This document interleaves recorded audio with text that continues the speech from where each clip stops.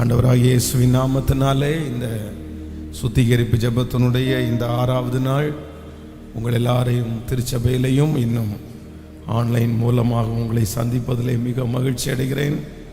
கர்த்தர் நமக்கு இதுவரையிலும் மிகவும் நல்லவராயிருந்தார், இனியும் அவர் மிகவும் நல்லவராயிருப்பார். கடைசி நேரத்திலே ஒருவேளை இந்த வருஷம் முடியும் போது சில போராட்டங்கள், சில அவமானங்கள், சில தடுமாற்றங்கள், சில நெருங்க முடியாத சில பாரங்கள் உங்களை சூழ்ந்திருக்கலாம். ஆனால் கடைசி நேரத்தில் அந்த ஏமாற்றங்கள் எல்லாம் இருக்கும்போது ஆண்டவர் நமக்கு பெரிய அற்புதங்களை செய்ய போகிறார் என்று அர்த்தம். இந்த உலகத்தில் வாழக்கூடிய தைரியத்தை ஆண்டவர் தந்து, பரிசுத்தமாய் வாழக்கூடிய தைரியத்தை தந்து ஆண்டவர் நம்மை கிருபையாய் நடத்த கர்த்தர் வல்லவராயிருக்கிறார். உங்களை ஆசீர்வதிக்கிறேன். ரொம்ப சந்தோஷம். இந்த 6 நாட்களும் நீங்கள் இந்த ஜெபத்திலே கலந்து கொண்டது ஆண்டவர் நம்ம மேல் வைத்த பெரிய இரக்கம். ஸோ நாளை தினத்திலே நமக்கு மாலையிலே இந்த கடைசியான நாளாக திருவிருந்து ஆராதனையை நாம் செய்ய போகிறோம். அதனால எல்லாரும் பிதா குமாரன் பரிசுத்த ஆவியின் நாமத்தினாலே ஞான ஸ்நானம் எடுத்து ஆயத்தமாக இருக்கிற எல்லாரும் அந்த திருவிருந்திலே கலந்து கொள்ள உங்களை மிகவும் அன்போடு நான் அழைக்கிறேன். ஆண்டவர் பெரிய அற்புதங்களை கர்த்தர் செய்வாராக. இந்த 7 நாட்களோடு உங்களுடைய ஜெபமும் உங்களுடைய ஒப்பு கொடுத்தலும் அப்படியே நின்று விடாதபடி தினந்தோறும் வேதம் சொல்லுகிறது, காலைதோறும் அவருடைய கிருபைகள் புதிதாக இருக்கிறது. ஆண்டவர் நமக்கு டெய்லி நமக்கு கற்றுக்கொள்ளுகிறவர். இந்த உலகம் நிமிஷம் மாறிக்கொண்டிருக்கிறதுனால நம்ம இந்த உலகத்திற்கு ஏற்றது போல வேகமாய் ஓட வேண்டியது இருக்கிறது. ஆனால் ஆண்டவர் ஏற்கனவே அதை முன் அறிந்தவர் நிமிடந்தோறும் நமக்கு விசாரித்து நமக்கு புதிய புதிய கிருபைகளை கர்த்தர் தருகிறவர். எத்தனை சவால்கள் உங்கள் வாழ்க்கையில் வந்தாலும், எத்தனை ஞானமாய் செய்ய வேண்டிய காரியங்கள் உங்களுக்கு வந்தாலும், அத்தனையும் செய்யக்கூடிய ஞானத்தை அந்த நேரத்தில் கர்த்தர் உங்களுக்கு தருவதற்கு கர்த்தர் வல்லவராக இருக்கிறார். போத்திபாருடைய வீட்டிலே எப்படி அதை கவனிக்கணும் அப்படின்றத ஆண்டவர் யோசேப்புக்கு கற்றுக் கொடுத்தார். வேதம் சொல்லுகிறது, அந்த இடத்துல அவன் தேறினவனாய் அவன் இருந்தான். போத்திபாரே ஆச்சரியப்பட்டான். ஒரு அடிமையாய் வந்த ஒரு பையனுக்கு அவ்வளோ சீக்கிரமாக தன்னுடைய வீட்டு விசாரணை காரியங்களை சொல்லிக் கொடுக்க முடியாது, அவனுக்கு புரியாது. ஏன்னா இந்த ஊரினுடைய பழக்க வழக்கம், இந்த ஊரினுடைய பாஷை, இந்த ஊரினுடைய அந்த வழக்க முறைகளெல்லாம் வித்தியாசம். அவன் வளர்ந்தது வித்தியாசம். அவன் ஆடுகளை மேய்க்கிற வேலை தான் அவங்களுடைய அப்பாவுக்கு, அவருடைய முன்னோர்களுக்கு பரம்பரையாக யோசேப்பனுடைய தகப்பனார் அவருடைய வம்சத்துக்கே ஆடு மேய்க்கிற வேலை தான் இருந்துச்சு. ஆனால் இப்போது அங்கேருந்து எடுத்து எகிப்திலே போத்திபாருடைய வீட்டிலே ஆடு மேய்க்கிற வேலை கிடைக்கல. அந்த வீட்டினுடைய விசாரணைக்காரர், அந்த வீட்டை ஒழுங்குபடுத்துறது, அந்த வீட்டில் எத்தனை பேர் வேலை பார்க்குறாங்க. அப்போது இதுக்கு முன்னாடி அவன் செஞ்சுட்டு இருந்த வேலைக்கும் அதுக்கும் சம்பந்தமே இல்லை. ஆனால் வேதம் சொல்லுகிறது, அந்த வீட்டு எஜமானன் இவன் செய்கிற வேலையை பார்த்து ரொம்ப ஆச்சரியப்பட்டான். அவன் கர்த்தர் யோசேப்போடே இருந்தார், அவன் காரிய சித்தி உள்ளவனானான். அவன் எகிப்தியனாகிய தன் எஜமானனுடைய வீட்டிலேயே இருந்தான். கர்த்தர் அவனோட இருக்கிறார் என்றும், அவன் செய்கிற யாவையும் கர்த்தர் வாய்க்க பண்ணுகிறார் என்றும் அவன் எஜமானன் கண்டு யோசேப்பினிடத்தில் தயை வைத்து அவனை தனக்கு ஊழியக்காரனும் தன் வீட்டிற்கு விசாரணைக்காரனும் ஆக்கி தனக்கு உண்டான யாவற்றையும் அவன் கையிலே ஒப்பு கொடுத்தான். அப்போது யோசேப்புக்கு பழக்கமே இல்லை, அந்த ஃபீல்டு சம்பந்தமே இல்லை. ஆனால் ஆண்டவர் பாருங்க, ஒரு இடத்துல கொண்டு போய் வைக்கிறார் அப்படின்னு சொன்னால் கர்த்தர் அவனுக்கு எல்லாவற்றையும் கற்றுக் கொடுத்து அந்த இடத்துல கர்த்தர் அவனை தேறினவனாய் கர்த்தர் அவனை நிற்க பண்ணினார். நான் நம்புகிறேன், ஆண்டவர் உங்களை எந்தெந்த இடத்துக்கெல்லாம் கொண்டு போகிறாரோ, எந்தெந்த சூழ்நிலையிலெல்லாம் கொண்டு போகிறாரோ, அது ஒருவேளை வெறும் ஆசீர்வாதம் மட்டுமல்ல, சில சோதனைகள் கூட இருக்கலாம். ஸோ இதுக்கு முன்னாடி இப்படிப்பட்ட ஒரு சோதனை எனக்கு வந்ததே இல்லை, நான் இப்பொழுது கடந்து போகிற பாதை ரொம்ப வித்தியாசமாக இருக்குன்னு சொல்லலாம். ஆனால் நீங்கள் கவலையே படாதீங்க.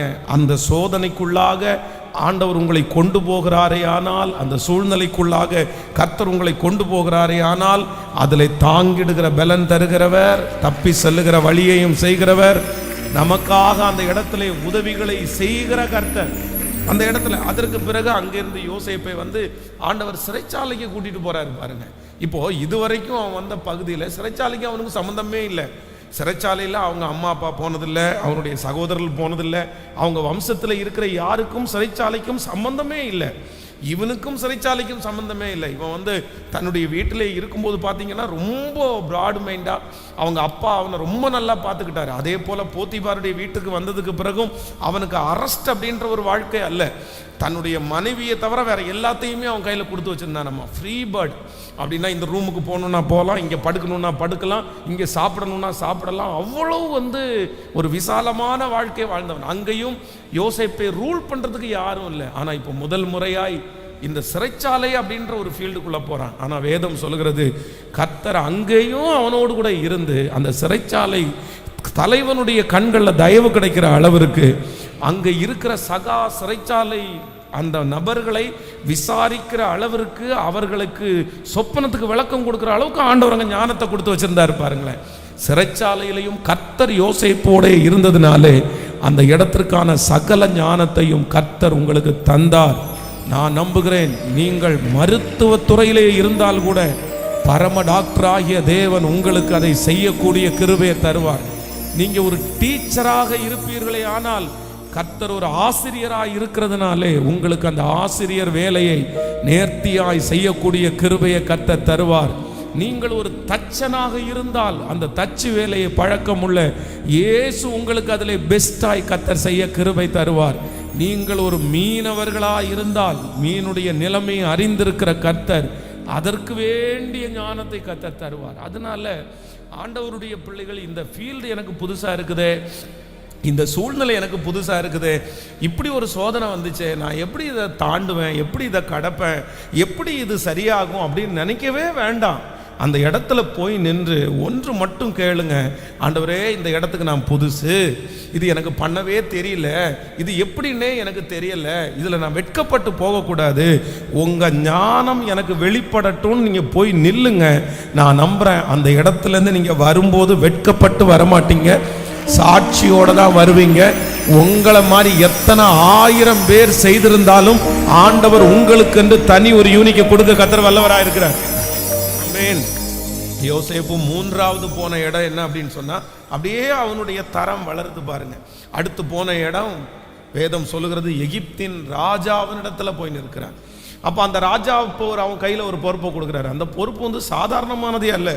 முழு அன்றைக்கு இருந்த முழு உலகத்தினுடைய ஜனங்களுக்கும் பஞ்ச காலத்தில் 7 ஆண்டுகள் சேர்த்து வச்சு 7 ஆண்டுகள் அந்த பொருட்களை விற்கணும். அந்த வேலை மொத்த பொறுப்பையும் இவன் கையில் கொடுக்க போகிறான். எப்படி செய்ய போகிறான்? கணக்கு வழக்கு பார்க்கல. இவங்க அப்பா அவனுக்கு கொடுத்த வேலை என்னன்னா, அவனுடைய சகோதரர்களுக்கு கொஞ்சம் சாப்பாடை கொடுத்து நீ கொண்டு போய் கொடுத்துரு, அவ்வளோதான். பெரிய வேலை எதுவும் கொடுக்கல. இவ்வளோ பெரிய கணக்கை எப்படி போடுவான்? இதை எப்படி செய்ய முடியும்? ஆனால் வேதம் சொல்கிறது, ஆண்டவர் அந்த எகிப்து ஜனங்களுக்கு முன்பாக யோசேப்புக்கு அவ்வளவு ஞானத்தை கொடுத்து அந்த பொருட்களை, அப்படின்னா சாப்பாடு பொருளை பத்திரப்படுத்தக்கூடிய ஞானம் என்கிறது ஒரு ஸ்பெஷல் ஞானம். அந்த ஞானத்தை ஆண்டவர் யோசேப்புக்கு கொடுத்து அந்த ராஜா சொன்னபடியே கர்த்தர் அவனுடைய தலையை அங்கே உயர பண்ணினார். நான் இந்த கடைசி இந்த 6வது நாள் சுத்திகரிப்பு ஜெபத்தில் யாரோ ஒருத்தர், நான் எப்படி செய்வேன், எப்படி குடும்பத்தை நடத்துவேன். சில பிள்ளைகள் பாருங்க, திருமண வயது வந்தால் திருமணத்தை தள்ளி தள்ளி போடுவாங்க.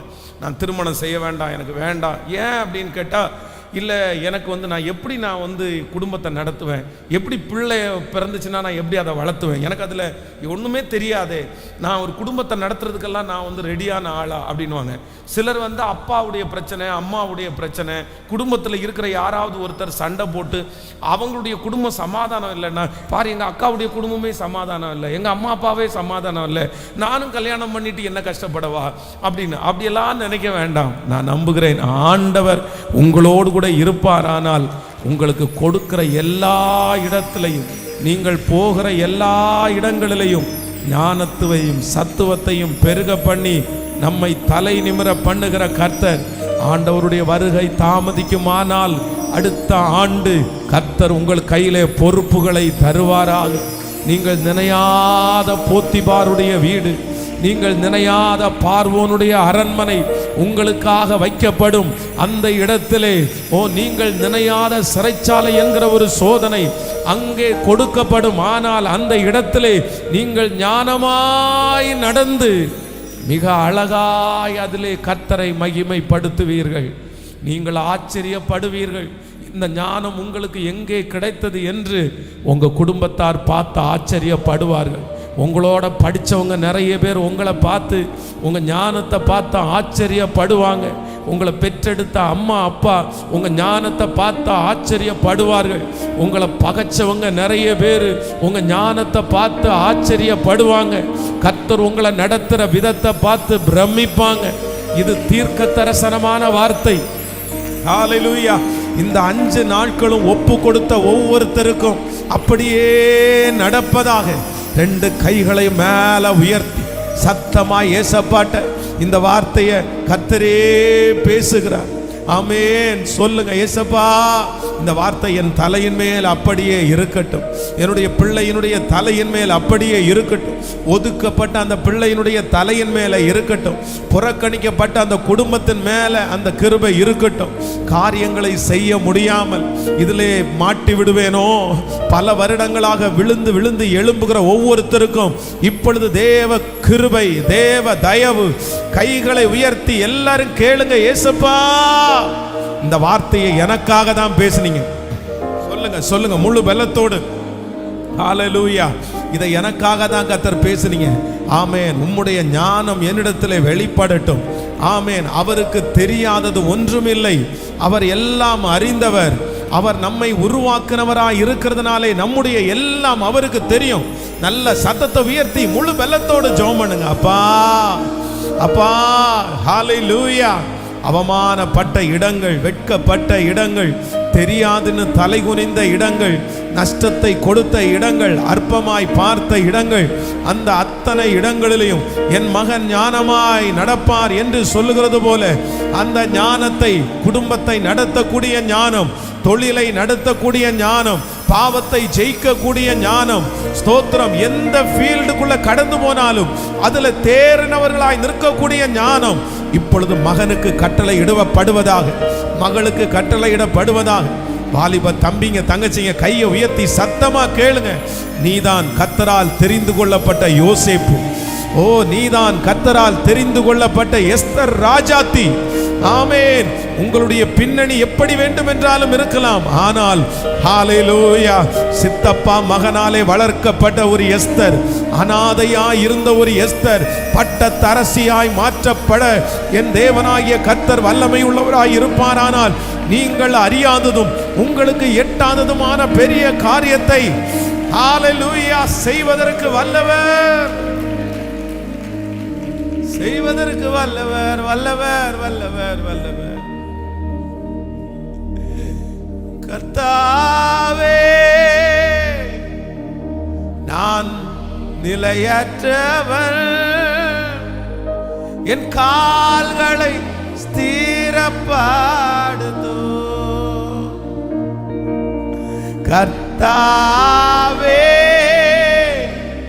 நான் நிலையற்றவன், என் கால்களை ஸ்திரப்படுத்து.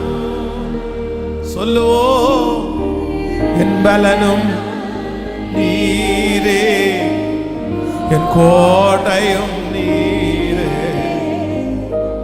உம்மை நேசிக்கிறே, என் பலனும் என் கோட்டையும் நீரே, உம்மை வாஞ்சிக்கிறே. முடிஞ்சவங்க 2 கரம் மேல உயர்த்தி கர்த்தாவே, கர்த்தாவே, நிலையற்றவன், என் கால்களை தீரப்படுத்து. சொல்லுவோம், கர்த்தாவே,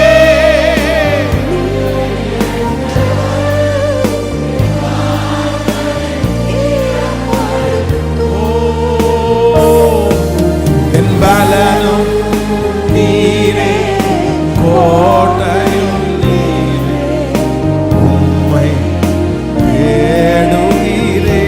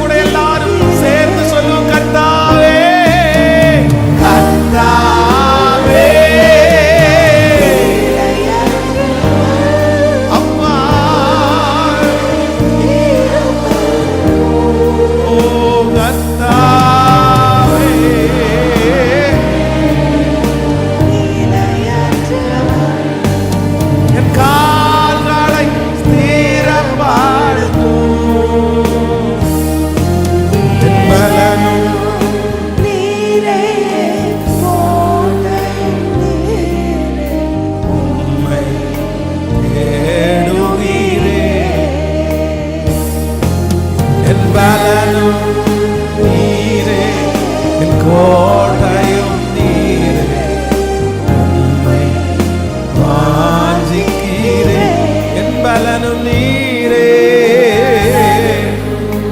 ஆமாப்பா, இந்த வார்த்தை அப்படியே எங்க இருதயத்தை அப்படியே உந்துது ஆண்டவர்.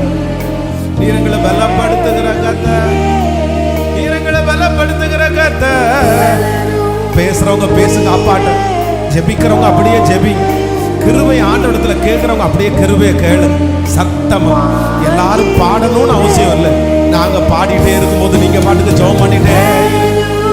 நீங்க என்ன கேட்டாலும் நான் உனக்கு தருவேன்னு சொன்னேன். நீ என்ன கேட்டாலும் நான் உனக்கு தருவேன். என் நாமத்து நிமித்தம் எதை கேட்டாலும் அதை தருவேன் என்று சொன்னீரே. இப்ப கேளுங்க.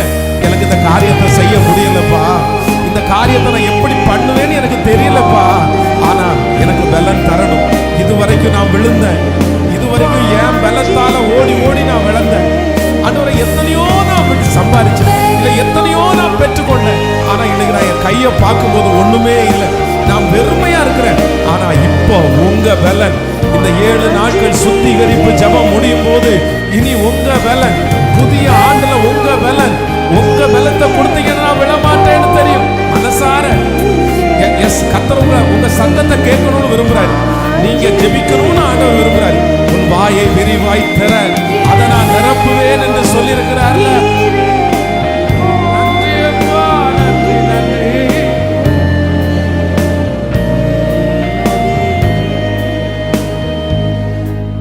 என் பலனும் நீரே, என் கோட்டையும் நீரே, உம்மை வாஞ்சிக்கிறே. என் பலனும் நீரே, என் கோட்டையும் நீரே, உம்மை தேடுகிறே. வேதம் சொல்லுகிறது, அவர் சிறியவனை புழுதியிலிருந்து எடுத்து அவனை ராஜாக்களோடும் பிரபுக்களோடும் உட்கார வைக்கிறார். ஆண்டவரை பொறுத்த வரைக்கும் கர்த்தருக்கு ரொம்ப பிடிச்சது என்னன்னா, அவரிடத்திலே கேட்கிறதை ஆண்டவர் விரும்புகிறார். எனக்கு தெரியல, எனக்கு சொல்லித்தாங்கன்னு சொல்ற அந்த வார்த்தையை ஆண்டவர் அவ்வளவு மதிக்கிறார். கர்த்தர் அவ்வளவு மதிக்கிறார். நீங்க வேதத்தில் பாருங்க, நீங்க ஆதியாகமம் முதல் வெளிப்படுத்தின விசேஷம் வரைக்கும் பாருங்க, யாரெல்லாம் ஆண்டவரை பார்த்து எனக்கு தெரியல, எனக்கு முடியல, எனக்கு ஹெல்ப் பண்ணுங்க, எனக்கு சொல்லித்தாங்கன்னு கேட்டாங்க பாருங்க, அவங்க அத்தனை பேருக்கும் ஆண்டவர் எப்படி கொடுத்தாரு அப்படின்னு சொன்னா, அவங்க கேட்டதை மட்டும் கொடுக்கல, கர்த்தர் கேட்காததை கொடுத்தாரு. இந்த சத்தத்தை கேட்குறவங்க நிறைய பேர் கூட பாருங்க, இன்னைக்கு கர்த்தர் உங்களை இருக்கிற இடத்துல உங்களை ஆசீர்வதிச்சிருக்கலாம். உங்களுக்கு ஒரு சிலருக்கு ஒரு சில தாளந்துகளை கர்த்தர் கொடுத்துருக்கலாம். இப்போ பாருங்களேன், இந்த தாளந்து யார் கொடுத்தான்னு நீங்க தெரியுங்க? உங்க அப்பாவுக்கு இது தெரியுமா? உங்க அம்மாவுக்கு இது தெரியுமா? இன்னைக்கு ஆண்டவர் உங்களுக்கு கொடுத்துருக்கிற இந்த தாளந்து உங்க குடும்பத்தில் யாருக்கு தெரியும்? நிறைய பேருக்கு தெரியாது. உங்க அப்பா இந்த ஃபீல்டில் இல்லை, உங்க அம்மா இந்த ஃபீல்டில் இல்லை, உங்க சொந்தக்காரங்க இல்லை. ஆனால் ஆண்டவர் என்ன பண்றாரு அப்படின்னா, உங்க கூட படித்தவங்க நிறைய பேர் இல்லை. ஆனால் ஆண்டவர் நீங்க ஒரு நாள், ஆண்டவரே எனக்கு ஞானம் இல்லை, எனக்கு தெரியாது, நீங்க எனக்கு கற்றுத்தாங்க, எனக்கு சொல்லித்தாங்க அப்படின்னு கேட்ட அந்த ஒரு வார்த்தைக்காக இன்னைக்கு ஆண்டவர் 10 பேரை நிப்பாட்டி வச்சு உங்களையும் அதில் நிப்பாட்ட வச்சா, அந்த விஷயத்தில் கர்த்தர் உங்களை தேறினவர்களாய் கர்த்தர் நிறுத்தி இருக்கிறார். ஆமென். எத்தனை பேர் ஆமோதிக்கிறீர்கள்? இந்த ஒரு எந்த சாஃப்ட்வேர் நம்ம படிக்கணும்னாலும் அந்த சாஃப்ட்வேரை நிறைய பேர் ஷார்ட்கட்டாக பண்ணுறது மாதிரி வச்சுருக்காங்க. இப்போ ஒரு ஃபைலை நம்ம சேவ் பண்ணணும் அப்படின்னு சொன்னால் நிறைய பேர் போய் கம்ப்யூட்டரில் சேவ் பண்ணுறதுக்குன்னு ஒரு ஆப்ஷன் இருக்குது, அதில் போய் சேவ் பண்ணுறவங்க இருக்காங்க. ரெண்டாவது இல்லைன்னா Ctrl S அப்படின்னு ஷார்ட்கட்டாக அப்படி கொடுத்துட்டோன்னா அதுவும் சேவ் ஆகும். இது ரெண்டுமே நம்ம கம்ப்யூட்டரில் போய் மவுஸில் போய் சேவ் அப்படின்னு கொடுத்தும் பண்ணலாம், Ctrl S அப்படின்னு கொடுத்தா அப்படியும் சேவ் பண்ணலாம். நம்ம நிறைய பேருக்கு Ctrl S நமக்கு தெரியாமல் இருக்கலாம், ஆனால் நமக்கு என்ன பண்ண தெரியும் அப்படின்னா இந்த நிறைய பேருக்கு கணக்கு போடுவாங்க தெரியுமா? இந்த ஃபார்முலெல்லாம் போட்டு ஒரு கணக்கு போட்டு ஆன்சரை கொண்டு வருவாங்க.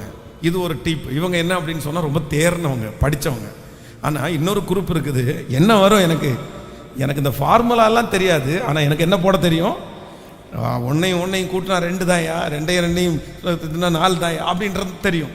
அப்போது எப்படினாலும் நமக்கு ஒன்று ஆன்சர் வருதா, ஆன்சர் கரெக்டாக வருதா? அப்போ ஆண்டவருடைய பிள்ளைகளே, நமக்கு அந்த ஃபீல்டுக்கே சம்பந்தமே இல்லாட்டா கூட நம்மை நடத்துகிற ஒரு தேவன் நம்மோடு கூட இருக்கிறார்.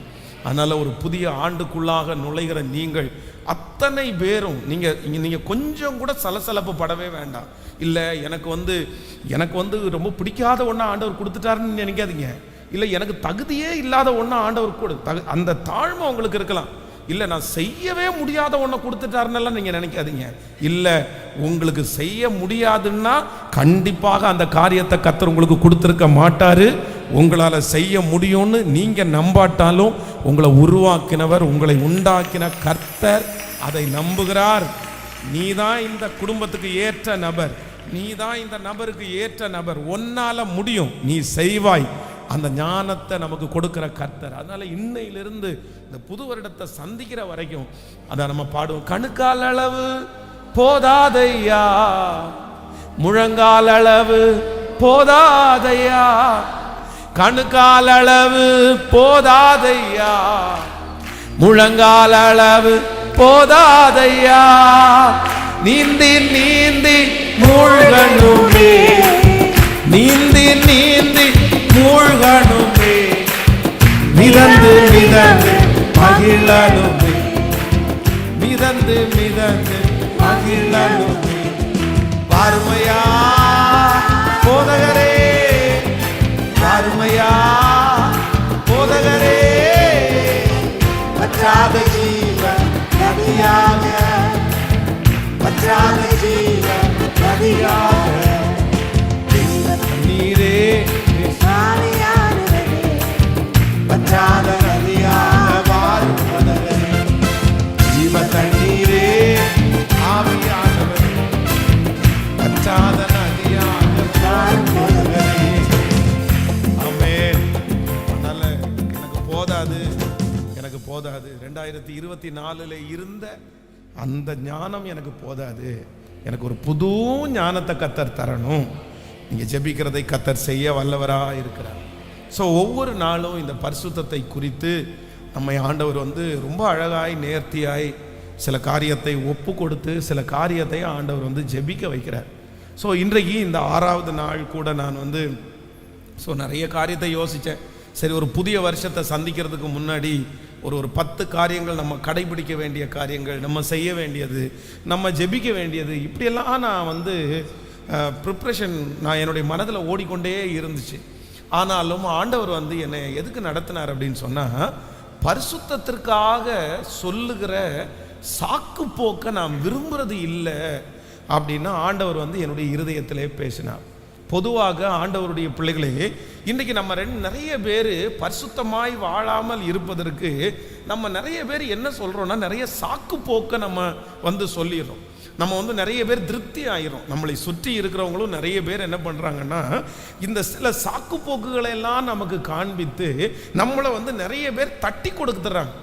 ஒன்று, உங்கள் வாழ்க்கையில் நீங்கள் செஞ்சிடக்கூடாது, நம்ம தப்பு பண்ணிட்டதுக்கு அப்புறம் நான் பண்ணினது நியாயம்தான், நான் பண்ணினதுக்கு காரணம் இருக்குது, நான் ஒன்றும் சும்மா பண்ணலை, நான் அப்படி பண்ணுற ஆள் இல்லை அப்படின்னு சொல்லி திருப்தி ஆகிறாங்க பாருங்களேன். அது அவருடைய வாழ்க்கையில் மிகப்பெரிய டேஞ்சர். நீங்கள் பரிசுத்தமாய் வாழ முடியாது, இல்லைன்னா நீங்கள் பாவத்திலிருந்து வெளியே வர முடியாமல் உங்களை தடுக்கிற ஒரு மிகப்பெரிய சக்தி என்ன அப்படின்னா, உங்களை தட்டி கொடுக்கறது தான். பரவாயில்ல அப்படின்னு சொல்கிறது தான், சரி ஒன்றும் பிரச்சனை இல்லை அப்படின்னு சொல்கிறதான். சில நேரத்தில் சத்துரு நம்முடைய இருதயத்தில் என்ன சொல்லுவான் அப்படின்னு சொன்னால், இதெல்லாம் ஒன்றும் பெரிய பாவமா, இதெல்லாம் ஒன்றும் பெரிய தப்பு இல்லை அப்படின்ற ஒரு இருதயத்தை நமக்கு அவன் கொடுப்பான். ஆனால் உங்களால் பரிசுத்தமாக வாழவே முடியாது. தாவீது மனம் திரும்பாதது, தாவீது கர்த்தரிடத்தில் மன்னிப்பு கேட்காதது, நான் தவறு செய்தேன் என்கிற ஒரு உணர்வு கூட வராமல் இருக்கிறதற்கு காரணம் என்ன அப்படின்னு சொன்னால், அவன் தன்னையே தட்டி கொடுத்தான், தன்னுடைய நிலைமை. ஏன்னா அன்னைக்கு இருந்த ராஜாக்கள் நிறைய பேருக்கு அப்படி திருமணம் செய்வது ஒரு பெரிய விஷயம் இல்லை. ஆனால் எல்லார மாதிரி தாவீது தன்னை நினச்சிக்கிட்டான். நீங்கள் ஒன்று நினச்சிக்குங்க, உங்களுடைய ஃப்ரெண்ட்ஸ் மாதிரி நீங்கள் இல்லை, உங்களுடைய உலகத்தில் இருக்கிற நபர்கள் மாதிரி நீங்கள் இல்லை, உங்கள் குடும்பத்தில் இருக்கிற நபர்கள் மாதிரி இல்லை. ஆண்டவர் அவர்களையும் நம்மையும் கர்த்தர் வித்தியாசப்படுத்தி இருக்கார். நீங்க ஸ்பெஷல் அப்படின்றத நீங்க எப்பவுமே மறந்துடக்கூடாது. நம்ம நிறைய பேர் இந்த மாதிரி பாவத்திற்காக நம்மை தட்டி கொடுக்கிறதுக்கு காரணம் என்ன அப்படின்னு சொன்னா, நம்ம நிறைய பேர் உலகத்தில் இருக்கிற மனிதர்களோட நம்ம கம்பேர் பண்றோம்.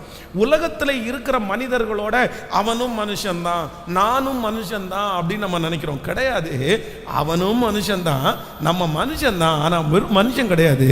நம்ம யாருடைய தேவ பிள்ளைகள் அப்படின்னா, ஜீவ தேவனுடைய பிள்ளைகள்.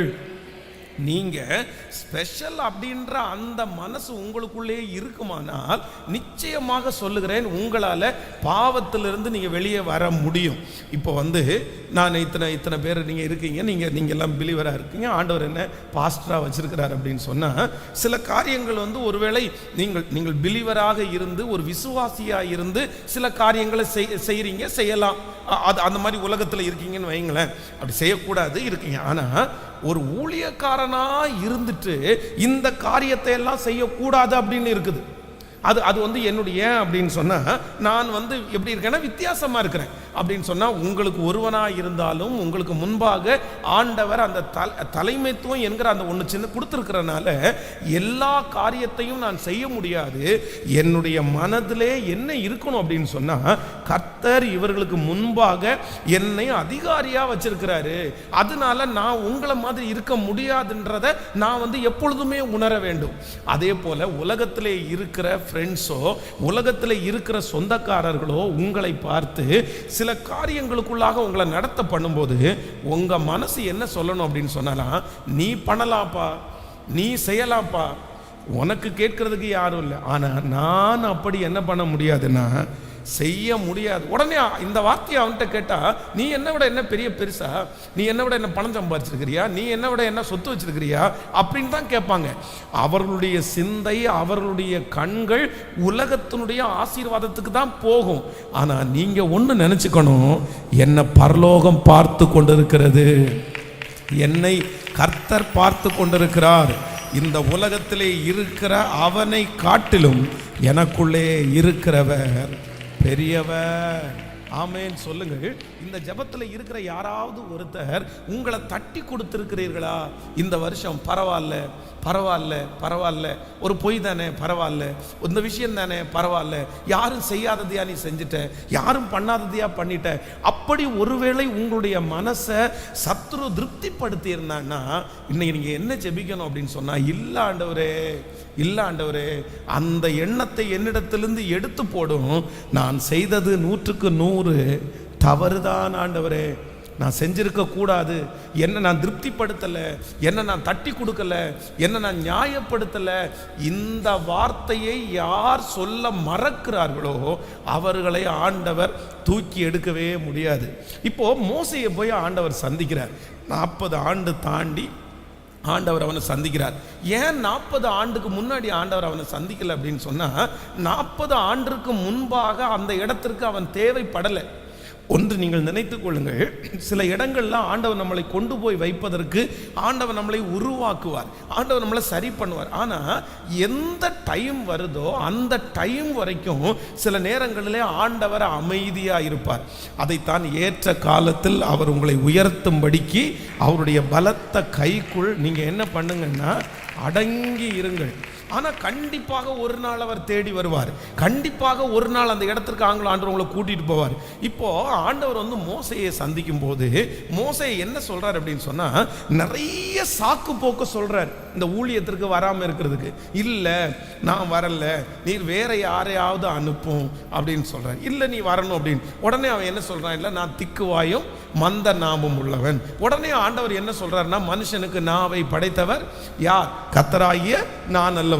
உடனே அவன் ஆண்டவரத்துல சொல்றான், அவர்கள் என்னை நம்ப மாட்டாங்க, கர்த்தர் என்ன அனுப்பலன்னு சொல்லுவாங்க. உடனே அப்படியா, உன்னை நம்ப மாட்டாங்களா? ஒன்றும் பிரச்சனை இல்லை, நான் உனக்கு ஒரு 3 அடையாளத்தை உனக்கு சொல்றேன், உன் கையை மடியில போடு, உன்னுடைய கோலை கீழே போடு அப்படின்னு சொல்லி ஆண்டவர் அவனுக்கு அடையாளத்தை காண்பித்து, இந்த அடையாளத்தில் உன்னை என்ன பண்ணுவாங்கன்னா நம்புவாங்க. ஆனாலும் அவனுக்கு மனசு இல்லாததுனால கர்த்தர் ஆரோனையும் கூட கூட்டிட்டு போ அப்படின்னு சொல்றாரு. ஆனால் போகிற வழியிலே ஆண்டவர் அவனை கொல்ல பார்த்தார் அப்படின்னு பைபிள் சொல்லுது. ஏன் அப்படின்னா ஆண்டவருக்கு இவ்வளவு தூரம் பேசி இந்த சாக்கு போக்கு சொல்றத எனக்கு அப்படி இருக்குது, அதனால தான் பண்ணலை, அதனால தான் நான் இது செய்யலை, இதை தேவன் ஒரு நாளும் என்ன பண்ண மாட்டாருன்னா கர்த்தர் விரும்பவே மாட்டார். இன்றைக்கு நம்ம பலிபீடத்தில் வைக்கக்கூடிய ஒரு பெரிய குணம் என்ன அப்படின்னு சொன்னால், ஏசப்பா நான் எதற்குமே நான் என்ன பண்ணக்கூடாதுன்னா சாக்கு போக்கு சொல்லக்கூடாது, சாக்கு போக்கு சொல்லக்கூடாது. எத்தனை பேரை ஆமோதிக்கிறீர்கள்? திருச்சபைக்கு வருவதற்கு, ஆண்டவரை தேடுவதற்கு, ஜெபிப்பதற்கு என்னுடைய இருதயத்தில் இனி எதை குறிச்சும் நான் என்ன பண்ணக்கூடாதுன்னா சாக்கு போக்கு சொல்லாமல் இருக்கக்கூடிய, நீர் சொல்லுகிற வார்த்தைக்கு அப்படியே கீழ்ப்படிய கர்த்தர் உங்களுக்கு பலன் தருவார். நீங்கள் அப்படிப்பட்டவர்களாய் இருப்பீர்களே ஆனால் தேவன் உங்களை நடத்துவதற்கு கர்த்தர் வல்லவராய் இருக்கிறார். கைகளை எல்லாரும் உயர்த்தி, தகப்பனே எங்களை நிரூபிக்கிறதற்காக ஆண்டவரே, ஆண்டவரை நாங்கள் செய்தது நியாயம்தான் அப்படின்னு சொல்லுகிறதற்காக ஒரு நாளும் நாங்கள் சாக்கு போக்கு சொல்லாதபடிக்கு இனி இந்த சுத்திகரிப்பு ஜபத்தில் நாங்கள் ஒப்பு கொடுக்கிறோம் ஆண்டவரே. நிச்சயமாய் எங்களை பலப்படுத்துகிற கிறிஸ்துவினால் எல்லாவற்றையும் செய்ய எங்களுக்கு பலன் உண்டு. சொல்லுங்க அப்பா. ஸ்தோத்திரம், ஸ்தோத்திரம், ஸ்தோத்திரம், ஸ்தோத்திரம், ஸ்தோத்திரம். அந்த கிருபை இப்பொழுது உண்டாகட்டும் அப்பா. எங்களை மன்னிச்சிருங்க ஆண்டவரே, நாங்கள் சாக்கு போக்கு சொன்னதை மன்னிச்சிருங்கப்பா ஆண்டவரே. நாங்கள் அந்த செய்யாத காரியத்தை குறித்து அப்பா இதனால தான் நான் பண்ணலை, இதனால தான் நான் செய்யலை அப்படின்னு நாங்கள் சொன்னது எல்லாம் இயேசுவின் நாமத்தில் மன்னிக்கப்படட்டும் அப்பா.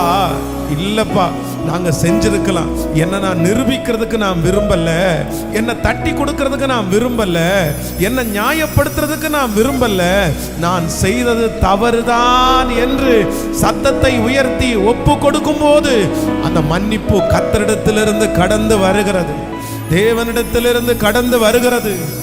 ஓ ஹalleluya, ஸ்தோத்திரம் அப்பா, ஸ்தோத்திரம் அப்பா, ஹalleluya.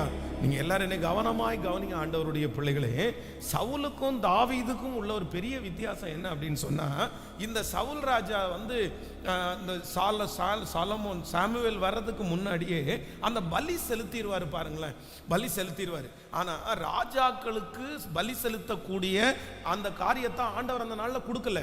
யாருக்கு கொடுத்திருக்கிறாருன்னா ஆசாரியர்களுக்கு தான் கொடுத்திருக்கிறாரு. ஆசாரியர்கள் தான் பலி செலுத்தணும், யார் வேணாலும் பலி செலுத்த முடியாது. இப்போ சாமுவேல் என்ன சொல்லிட்டு போறாரு அப்படின்னு சொன்னா, நான் வர்ற வரைக்கும் நீ என்ன பண்ணு, நான் வர்ற வரைக்கும் நீ வெயிட் பண்ணு அப்படின்னு சொல்றேன். வெயிட் பண்ணின்னு சொல்லிட்டு அவர் போயிட்டார். ஏன்னா சாமுவேலுடைய வார்த்தை அங்க கர்த்தரே பேசுற வார்த்தை மாதிரி. அவனை அந்த சவுல் ராஜாவை அபிஷேகம் பண்ணினதே யார் அப்படின்னா சாமுவேல் தீர்க்கதரிசி தான் அபிஷேகம் பண்ணாரு. இப்போ நான் வர்ற வரைக்கும் வெயிட் பண்ணுங்கன்னு சொல்லிட்டு சாமுவேல் போயிட்டாரு.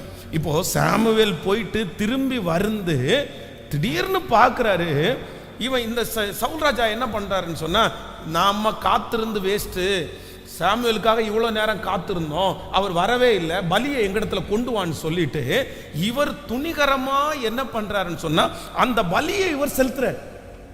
உடனே அந்த டைம்ல கரெக்டா யார் வரா அப்படின்னு சொன்னா சாமுவேல் வராரு.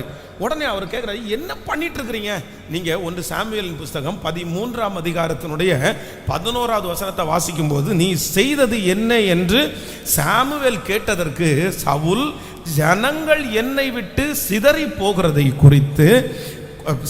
போகிறதையும் குறித்த நாட்களின் திட்டத்திலே நீர் வராததையும் பெலிஸ்தியர் மிக்மாஸிலே கூடி வந்திருக்கிறதையும் நான் கண்டபடியினாலே கில்காலில் பெலிஸ்தியர் எனக்கு விரோதமாய் வந்து விடுவார்கள் என்றும் நான் இன்னும் கர்த்தருடைய சமூகத்தை நோக்கி விண்ணப்பம் பண்ணவில்லை என்றும் எண்ணி துணிந்து சர்வாங்க பலியை செலுத்தினேன் என்றான்.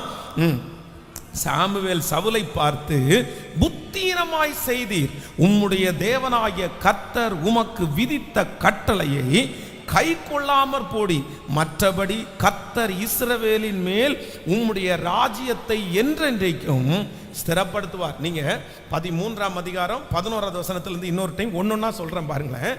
இந்த சவுல் சொல்லுகிற சாக்கு போக்கு, நீங்க நோட்ஸ் எடுக்கிறவங்க அப்படி எடுத்துக்கங்க. சவுல் என்னென்ன சாக்கு போக்கு சொல்றாரு அப்படின்னு சொன்னா, சவுல் ஜனங்கள் என்னை விட்டு சிதறி போகிறார்கள். ஃபர்ஸ்ட் கவனிங்க, ஒரு நிமிஷம் எல்லாரும் என்ன பாருங்க. இந்த சவுல் வந்து ஏன் நான் பலி செலுத்தினேன்னா, ஃபர்ஸ்ட் என்ன சொல்றாரு அப்படின்னு சொன்னா, ஜனங்கள் எல்லாம் என் கூட தான் இருந்தாங்க, டைம் ஆக ஆக ஜனங்கள் எல்லாம் என்ன பண்றாங்க, என்னை விட்டு சிதறி போகிறார்கள். ரெண்டாவது, குறித்த நாட்களின் திட்டத்திலே நீர் வராது. அப்படின்னா நாங்க வெயிட் பண்ணோம், இத்தனை நாள்ல வருவீங்கன்னு, நீங்க அந்த டைமிங்க்கு வரல. அடுத்து நீர் வராது. பெலிஸ்தியர் மிக்மாஸ்லயே, அப்படின்னா மிக்மாஸ் அப்படின்னா இவங்க இருக்கிறதுக்கும் இந்த மிக்மாஸுக்கும் கிட்டத்தட்ட ரொம்ப தூரம் பக்கத்தில் வந்துட்டாங்க. இந்த சாமுவேல் வந்து இவங்களை விட்டுட்டு போகும்போது தூரத்தில் இருந்த எதிராளிகள் இப்போ மிக்மாஸ்னா பக்கத்தில் வந்துட்டாங்க. வந்ததையும் நான் கண்டபடினாலே, அடுத்தது கில்கால் பெலிஸ்தியர் எனக்கு விரோதமாய் வந்து விடுவார்கள் என்றும் நான் கர்த்தருடைய சமூகத்தை நோக்கி விண்ணப்ப பண்ணவில்லை என்றும் எண்ணி துணிந்து. இத்தனை சாக்கு போக்கு. பலி செலுத்தினது ஏன் அப்படின்னு கேட்டதுக்கு, ஐயா மன்னிச்சிருங்க, நான் செஞ்சது தவறு தான், எனக்கு என்னமோ பயமா போயிருச்சு, நீங்க வரமாட்டீங்களோ அப்படின்னு நான் நினைச்சேன் அப்படின்ற வார்த்தையை கூட சொல்லல.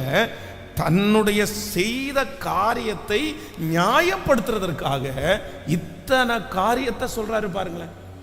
உடனே சாமுவேல் சொல்றாரு, இல்ல இல்ல இல்ல, நீ ரொம்ப தப்பு பண்ண, நீ புத்தீனமாய் செய்தீர், நீ புத்தீனமாய் செய்தி.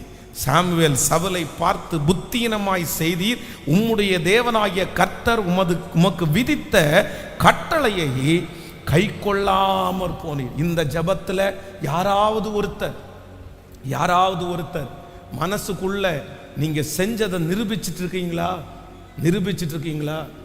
இந்த காரியத்தை நான் செய்ததற்கு காரணம் இருக்கு, நீ என்னை கோவப்படுத்திட்ட, நீ என்னை இப்படி பேச வச்சுட்ட, நீ இந்த மாதிரி நடந்துக்கிட்டதுனால தான் நான் இந்த மாதிரி நடந்துக்கிட்டேன், இந்த மாதிரி வந்ததுனால தான் நான் செஞ்சுட்டேன் அப்படின்னு உங்களுடைய மனசுக்குள்ளே ஏதாவது நியாயங்கள் இருக்குமானால், அந்த நியாயம் இருக்கிற வரைக்கும் ஆண்டவர் உங்களை மன்னிக்கவே முடியாது பிரதர், மன்னிக்கவே முடியாது சிஸ்டர், கண்டிப்பா மன்னிக்க முடியாது. அவர் தப்பு பண்றதுக்காக நீங்க தப்பு பண்ணிட முடியுமா? அவர் வந்து அவங்க அப்படி தப்பு பண்ணாங்கன்றதுக்காக நீங்க அப்படி தப்பு பண்ணிட முடியுமா? அவ பேசினா நானும் பேசினேன், இல்லைன்னா அவ வந்து தவறான ஒரு வழியை சூஸ் பண்ணா அவளை பழி வாங்குறதுக்காக நான் இப்படி பண்ணினேன், அவனை பழி வாங்குறதுக்காக இப்படி பண்ணினேன். ஆண்டவருடைய பிள்ளைகள் வந்து பழி வாங்குறதை எப்படி நீங்க நியாயப்படுத்தலாம்? இல்லவே இல்லை. கண்டிப்பாக அவர்களும் நீங்களும் கண்டிப்பாக ஒன்றாகவே மாட்டீர்கள். யார் சொன்னாலும் எனக்கு நான் என்ன தப்பு பண்ணேன், இந்த விஷயத்துல நான் ஒரு தப்புமே பண்ணல, முழுக்க பண்ணினது நீ, என்னை பேச வச்சது நீ, என்னை இந்த நிலைமைக்கு கொண்டு வந்து விட்டது நீ. ஒன்று நினைத்து கொள்ளுங்கள், யாரும் நம்மை தள்ளி நம்ம பாவத்துக்குள்ள விழ முடியாது.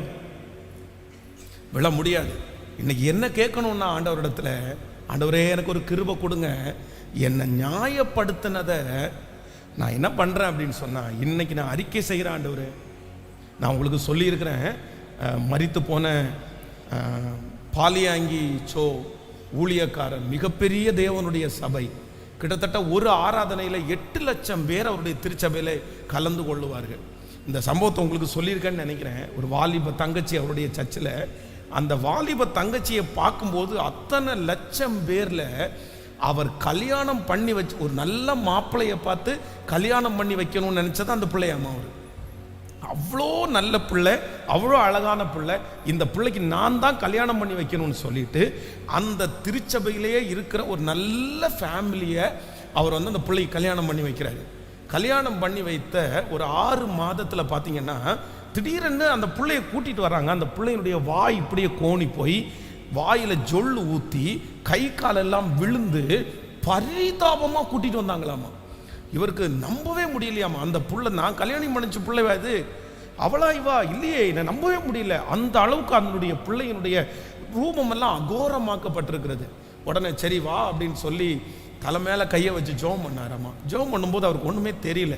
உடனே சொன்னாராமா, நீ வந்து நாளைக்கு நீ வந்துரு, நான் உனக்காக ஜெபம் பண்ணணும் அப்படின்னு சொல்லி ஜெபம் பண்ணிட்டு அந்த பிள்ளைய பார்த்து கேட்டாராமா, இல்லை ஏதோ உன் மேலே வந்து கர்த்தருடைய ஒரு பெரிய கோபம் இருக்கிறது மாதிரி நான் உணர்றேன், என்ன நடந்துச்சு, இது வர்றதுக்கு ஒரு காரணம் இருக்கும், இது சும்மா ஆண்டவரை அனுமதிக்கல, நீ என்னமோ ஒன்று பண்ணி இருக்கிற, நீ எனக்கு சொல்லியே ஆகணும்னு சொல்லும்போது அந்த பிள்ளையால பேச முடியாது. உடனே ஒரு நோட்டு புத்தகத்தை கொடுத்தாங்க. அந்த நோட்டு புத்தகத்தில் அந்த பிள்ளை என்ன எழுதினா அப்படின்னு சொன்னால், இந்த மாதிரி என்னை நல்ல மாப்பிள்ளைன்னு சொல்லி கல்யாணம் பண்ணி கொடுத்தீங்க. என் மாப்பிள்ளை என்னை கல்யாணம் பண்ண பையன் நல்ல பையன் தான். ஆனால் அவங்களுடைய அம்மா அப்பா 2 பேருமே ஒரு நிமிஷம் கூட அந்த பையனோட என்கிட்ட என்ன பேசக்கூட விடலை.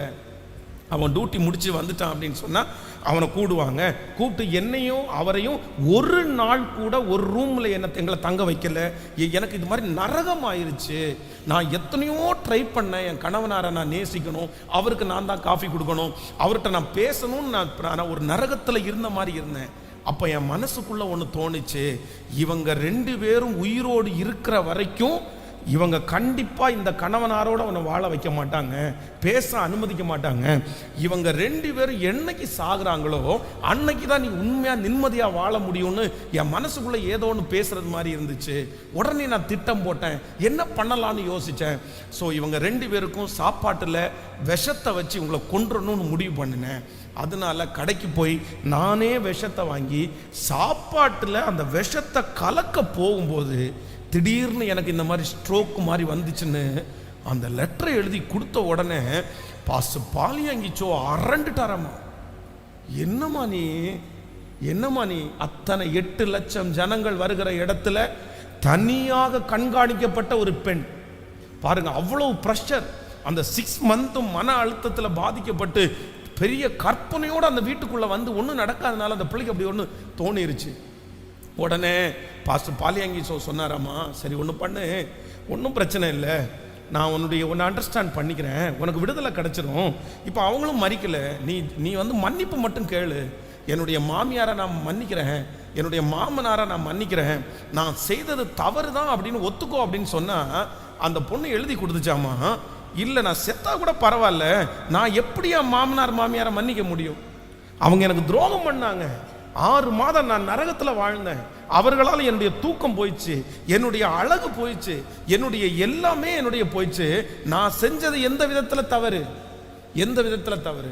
உடனே பாஸ்டர் பாலியங்கிச்சோ சொன்னாங்களாமா, நீ செய்தது தவறுன்னு ஒத்துக்கிட்டு அவங்கள மன்னிக்காத வரைக்கும் கண்டிப்பாக இந்த பலவீனம் உனக்கு விடுதலை ஆகாதுன்னு சொன்னாராங்க.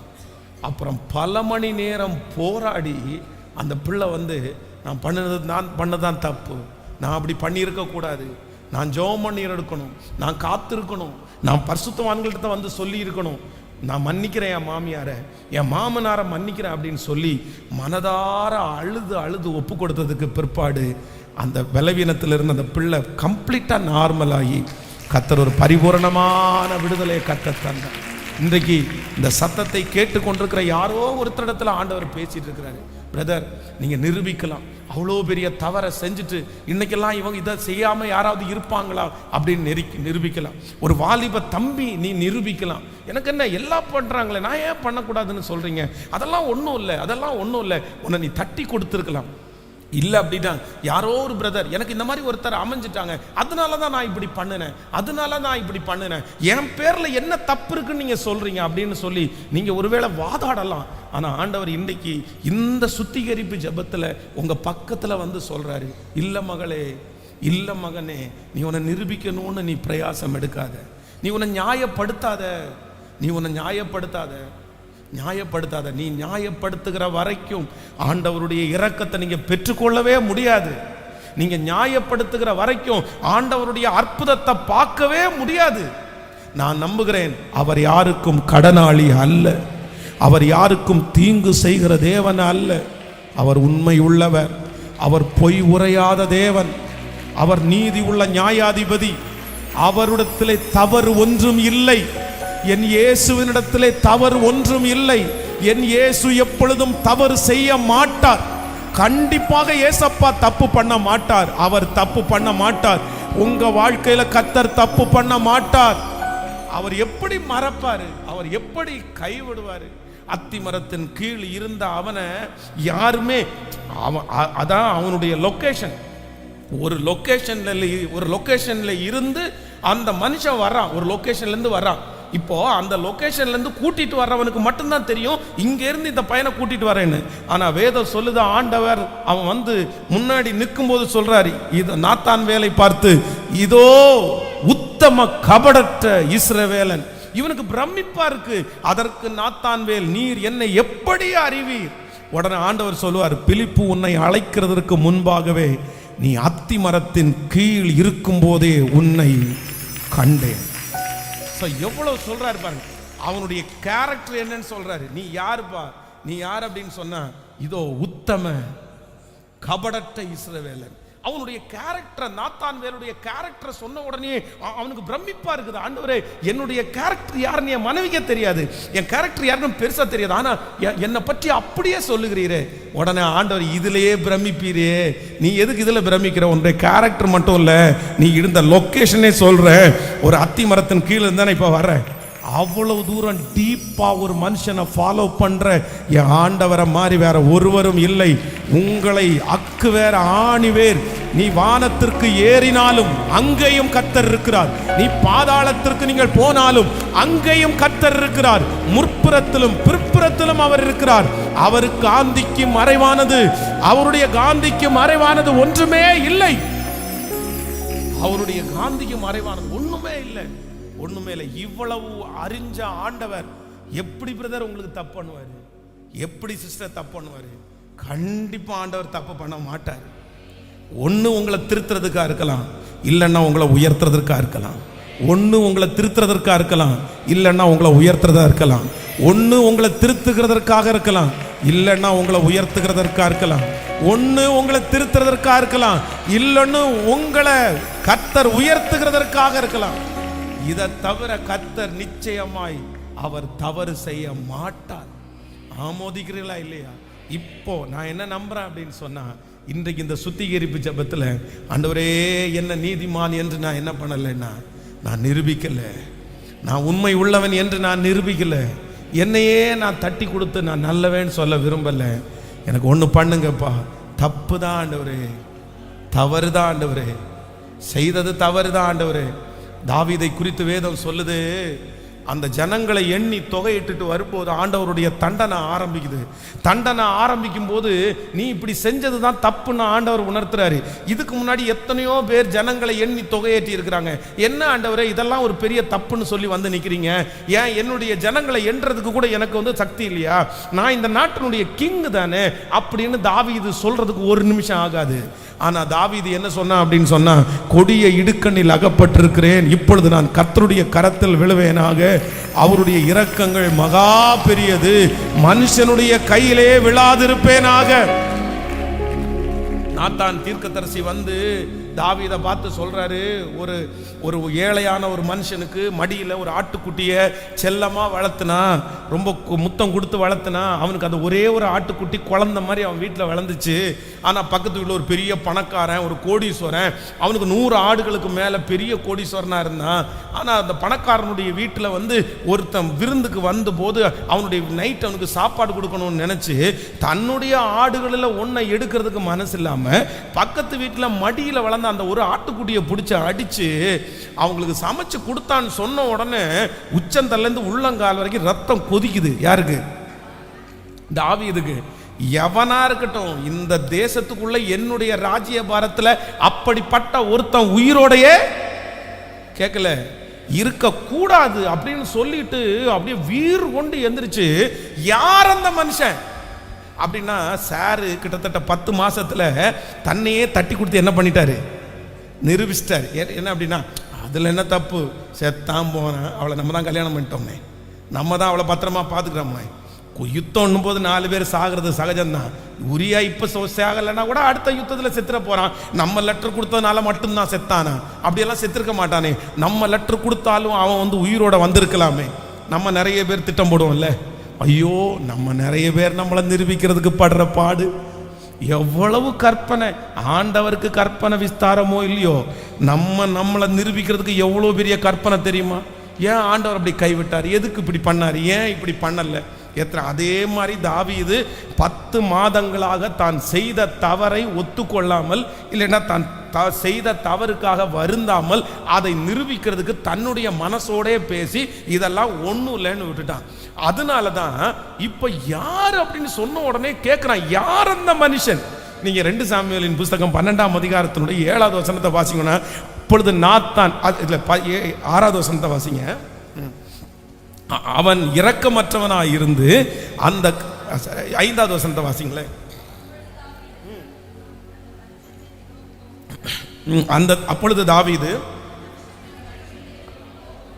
அந்த மனுஷன் மேல் மிகவும் கோபம் உண்டவனாகி நாத்தானை பார்த்து, இந்த காரியத்தை செய்த மனுஷன் மரணத்திற்கு பாத்திரன் என்று கர்த்தருடைய ஜீவனை கொண்டு சொல்லுகிறேன்.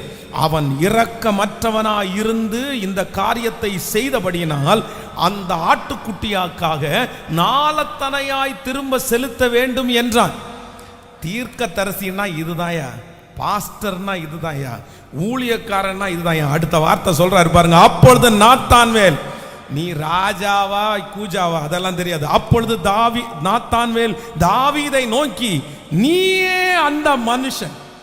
என்ன கெத்து, என்ன தைரியம். நம்மளா இருந்தா இன்னைக்கு விசுவாசிகள்கிட்ட சொல்றதுக்கு அவ்வளோ பயம். பிரதர், கர்த்தர் உங்களை பிரதர் இல்ல, ஆனாலும் ஆண்டவர் உங்க கூட இருக்காரு, ஆண்டவர் உங்களை கைவிடல, நீங்க செஞ்சது தவறுன்றது மாதிரி தோணுது, கொஞ்சம் திருந்திக்கிட்டா மாறிட்டா நல்லா இருக்கும். இந்த மாதிரி கூட இன்னைக்கு சொல்றதுக்கு தைரியம் இல்லை, அப்படி இருக்குது. ஆனா இந்த தீர்க்கதரிசி தாவீது, அந்த தாவீது நினைச்சா என்ன வேணாலும் பண்ணலாம். அந்த நாத்தான் தீர்க்கதரிசியை கொண்டு போய் ஜெயில போடுங்கன்னா போட்டுருவாங்க. அப்பொழுது நாத்தான் தாவீதை நோக்கி, நீயே அந்த மனுஷன். இஸ்ரவேலின் தேவனாகிய கர்த்தர் சொல்லுகிறது என்னவென்றால், நான் உன்னை இஸ்ரவேலின் மேல் ராஜாவாக அபிஷேகம் பண்ணி உன்னை சவுலின் கைக்கு தப்புவித்து உன் ஆண்டவனுடைய வீட்டை உனக்கு கொடுத்து உன் ஆண்டவனுடைய ஸ்திரீகளையும் உன் மடியிலே தந்து இஸ்ரவேல் வம்சத்தையும் யூதா வம்சத்தாயும் உனக்கு கையெழுத்தேன். இது போதாதிருந்தால் இன்னும் உனக்கு வேண்டியதை தருவேன். கர்த்தருடைய பார்வைக்கு பொல்லாப்பான இந்த காரியத்தை செய்து அவருடைய வார்த்தையை நீ அசட்டை பண்ணினது என்ன? ஏத்தியனாகிய உரியாவை நீ பட்டயத்தால் மடிவித்து அவன் மனைவியை உனக்கு மனைவியாக எடுத்துக்கொண்டு அவனை அம்னோன் புத்திரரின் பட்டயத்தாலே கொன்று போட்டாய். இப்போதும் நீ என்னை அசட்டை பண்ணி ஏத்தியனாகிய உரியாவின் மனைவியை எடுத்துக்கொண்டபடியால் பட்டயம் என்றும் உன் வீட்டை விட்டு விலகாதிருக்கும். கர்த்தர் சொல்லுகிறது என்னவென்றால், இதோ நான் உன் வீட்டிலே பொல்லாப்பை உன்மேல் எழும்ப பண்ணி உன் கண்கள் பார்க்க உன் ஸ்திரீகளை எடுத்து உனக்கு அடுத்தவனுக்கு கொடுப்பேன். அவன் இந்த சூரியனுடைய வெளிச்சத்திலே உன் ஸ்திரீகளோடே சயனிப்பான். நீ ஒளிப்பீடத்தில் அதை செய்தாய். நானோ இந்த காரியத்தை இஸ்ரவேல் எல்லாருக்கும் முன்பாகவும் சூரியனுக்கு முன்பாகவும் செய்விப்பேன் என்று நாத்தான் சொன்னான். அடுத்த வசனம். அப்பொழுது தாவீது, கவனிங்க, இவ்வளவு எத்தனை வார்த்தை நீங்க எல்லாம் தாங்குவீங்களா? சொல்லுங்களேன்.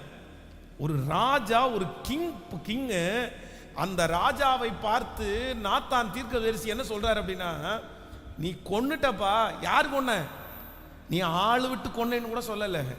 உரியாவை நீ கொன்னு அவனுடைய மனைவியை உனக்கு வச்சுக்கிட்டியே அப்படின்னு சொல்லி என்னென்ன நடக்கும்னு முதற்கொண்டு நீ இந்த காரியத்தை செஞ்சதுனால உன்னுடைய பிள்ளைகளை எல்லாரையுமே வெளியில வச்சு நீ மறைஞ்சு செஞ்ச ஒளிப்பீடத்தில் நடக்கும்னு சொல்லி அவ்வளவு சாபம் போல வார்த்தை. நம்மளா இருந்தா போயா, முதல்ல போயா போயா, தெரியும் இப்போ என்ன செஞ்சுட்டேன், மன்னிப்பு தானே வேணும். யாரும் செய்யாத நான் செஞ்சுட்டேன், சரி நான் மன்னிப்பு கேட்குறேன். அதுக்குன்னா இவ்வளோ பெரிய சாபமா? அதுக்குன்னா இவ்வளோ பெரிய மிஸ்டேக்கா? இதெல்லாம் ஒன்றும் செய்ய முடியாது. ஏன் அப்படின்னா, ஆண்டவர் தாவீதை அவ்வளவு நேசித்தார். யாரிடத்தில் அதிகம் கொடுக்கப்படுகிறதோ அவனிடத்தில் அதிகம் கேட்கப்படும் என்கிறது போல, யாரை அவர் அதிகமாய் நேசிக்கிறாரோ அவர்களிடத்திலே அவர் அதிகமாய் எதிர்பார்க்கவும் செய்கிறார். உங்களை ஆண்டவர் எவ்வளவு நேசிக்கிறாரோ, உங்களை அவர் எவ்வளவு நேசித்தாரோ. இந்த தாவீத ஆண்டவர் ஏன் இவ்வளவு ஸ்ட்ரிக்டா சொல்றாருன்னா, நான் உன்னை எங்க இருந்து எடுத்தேன்? உன்னை எங்க இருந்து எடுத்தேன்? ஆடுகளுக்கு பின்னாடி போயிட்டு இருந்த ஒன்னை நான் தூக்கிட்டு வந்து, ஒரு நாட்டினுடைய ராஜாவே உனக்கு விரோதமாய் உன்னை கொல்றதற்கு அத்தனை வருஷம் கத்தியை தூக்கிட்டு ஆட்களோட அலைஞ்சதுக்கு அப்புறம் கூட அத்தனை பேருடைய கண்ணுக்கும் உன் ஜீவனை நான் என்ன பண்ணேன்? கர்த்தர் என்ன சொல்ல வர்றாருன்னா, உனக்கு நான் கொடுத்த ஜீவன் உனக்கு நான் கொடுத்த பதவி ஒண்ணுமே இல்லாத இடத்துல இருந்து உன்னை எடுத்து இவ்வளவு தூரம் கொண்டு வந்தேன்டா. பிரதர், சிஸ்டர், வாலிப தம்பி, தங்கச்சி, ஒன்று நினச்சிக்கோ, சில நேரத்தில் ஆண்டவர் உன்னை பார்த்து நீ வந்து மற்றவங்களை நீ ஒப்பிட்டு பார்க்காத. ஏன்னா ஆண்டவர் உங்களை நேசித்த விதம் அவ்வளோ பெருசு. என்கிட்ட ஏன் ஆண்டவர் என்னை இவ்வளோ எதிர்பார்க்குறாரு? ஒரு சின்ன பொய் சொன்னாலே ஆண்டவர் பனிஷ்மெண்ட் கொடுக்குறாரு, ஒரு சின்ன தப்பு பண்ணாலே ஆண்டவர் இவ்வளோ பெரிய தண்டனை எனக்கு கொடுக்குறாரு அப்படின்னு யாராவது ஒருத்தர் இங்கே நினைக்கலாம். ஆனால் நான் ஒன்று சொல்கிறேன், இல்லைப்பா, உன்னை ஆண்டவர் நேசித்தது எவ்வளோ தெரியுமா? ஆண்டவர் நான் ரொம்ப நேசிக்கிறதுனால தான் கர்த்தர் உன்னை ரொம்ப எதிர்பார்க்கிறார். உன்னை ஆண்டவர், நான் என்ன சொல்கிறேன் அப்படின்னு சொன்னால், அவர் என்கிட்ட அவர் எதிர்பார்க்கறது எவ்வளோ பெரிய பாக்கியம். அவர் என்கிட்ட என்னை நேசிக்கிறது எவ்வளோ பெரிய பாக்கியம். இந்த உலகத்தில் இத்தனை பேர் நல்லவங்க இருந்த போதிலும் என் மேலே அவர் போய் அன்பு வைக்கிறதுக்கு, அவர் போய் பாசம் வைக்கிறதுக்கு, நான் சொல்கிறேன், எனக்கு கொடுக்குற தண்டனை பெருசு இல்லை. எனக்கு அவர் என்னை தண்டிக்கிறது கூட பெருசு இல்லை. பரவாயில்ல, என் மேலே அவர் இவ்வளோ பொசசிவாக இருக்கார்ல, என் மேலே அவர் இவ்வளோ பாசமாக இருக்கார்ல, இவ்வளவு பாசமா இருக்கார்ல. அதனால வாலிப தம்பியும் தங்கச்சி, நீ அதை பாக்கியமா நினைக்கணும். நீ ரொம்ப அதை பாக்கியமா நினைக்கணும். இவ்வளோ பெரிய மகா தேவன், இவ்வளோ பெரிய மகா பெரிய ராஜா வந்து உங்களை என்னை இவ்வளோ எதிர்பார்க்கிறாருன்றது சரி, எவ்வளோ பெரிய விஷயம், எவ்வளோ பெரிய விஷயம். தான் நேசிக்கிற புத்திரனை கடிந்து கொண்டு சிட்சிக்கிறவர் இந்த தாவீது வந்து இந்த வார்த்தையை கேட்ட உடனே எந்த விஷயம் ரியாக்ட் பண்ணாம, எனக்கு தாவீது இடத்துல ரொம்ப பிடிச்சது என்ன அப்படின்னு சொன்னா, அப்பொழுது தாவீது நாத்தானிடத்தில், நான் கர்த்தருக்கு விரோதமாய் பாவம் செய்தேன் என்றான். நாத்தான் தாவீதை நோக்கி, நீ சாகாதபடிக்கு கர்த்தர் உனக்கு, சொல்லுங்களேன், பாவம் நீங்க செய்தார். இப்போ 51வது வசனத்தை, 51வது சங்கீதத்தை எடுங்க. 51வது சங்கீதம். தப்பு பண்ணுனேன்னு தெரிஞ்ச உடனே, அவ்வளோ பெரிய ராஜாவா இருந்தோம், இதெல்லாம் ராஜாக்கள் செய்கிறது தானே ஆண்டவரே, ஏன் நீ மன்னிக்க மாட்டீரா அப்படின்னு சொல்ல. 51வது சங்கீதம் எடுங்க. 51வது சங்கீதத்தினுடைய அந்த ஃபர்ஸ்ட் பேராகிராஃப்லேருந்து வாசிங்க பார்க்கலாம்.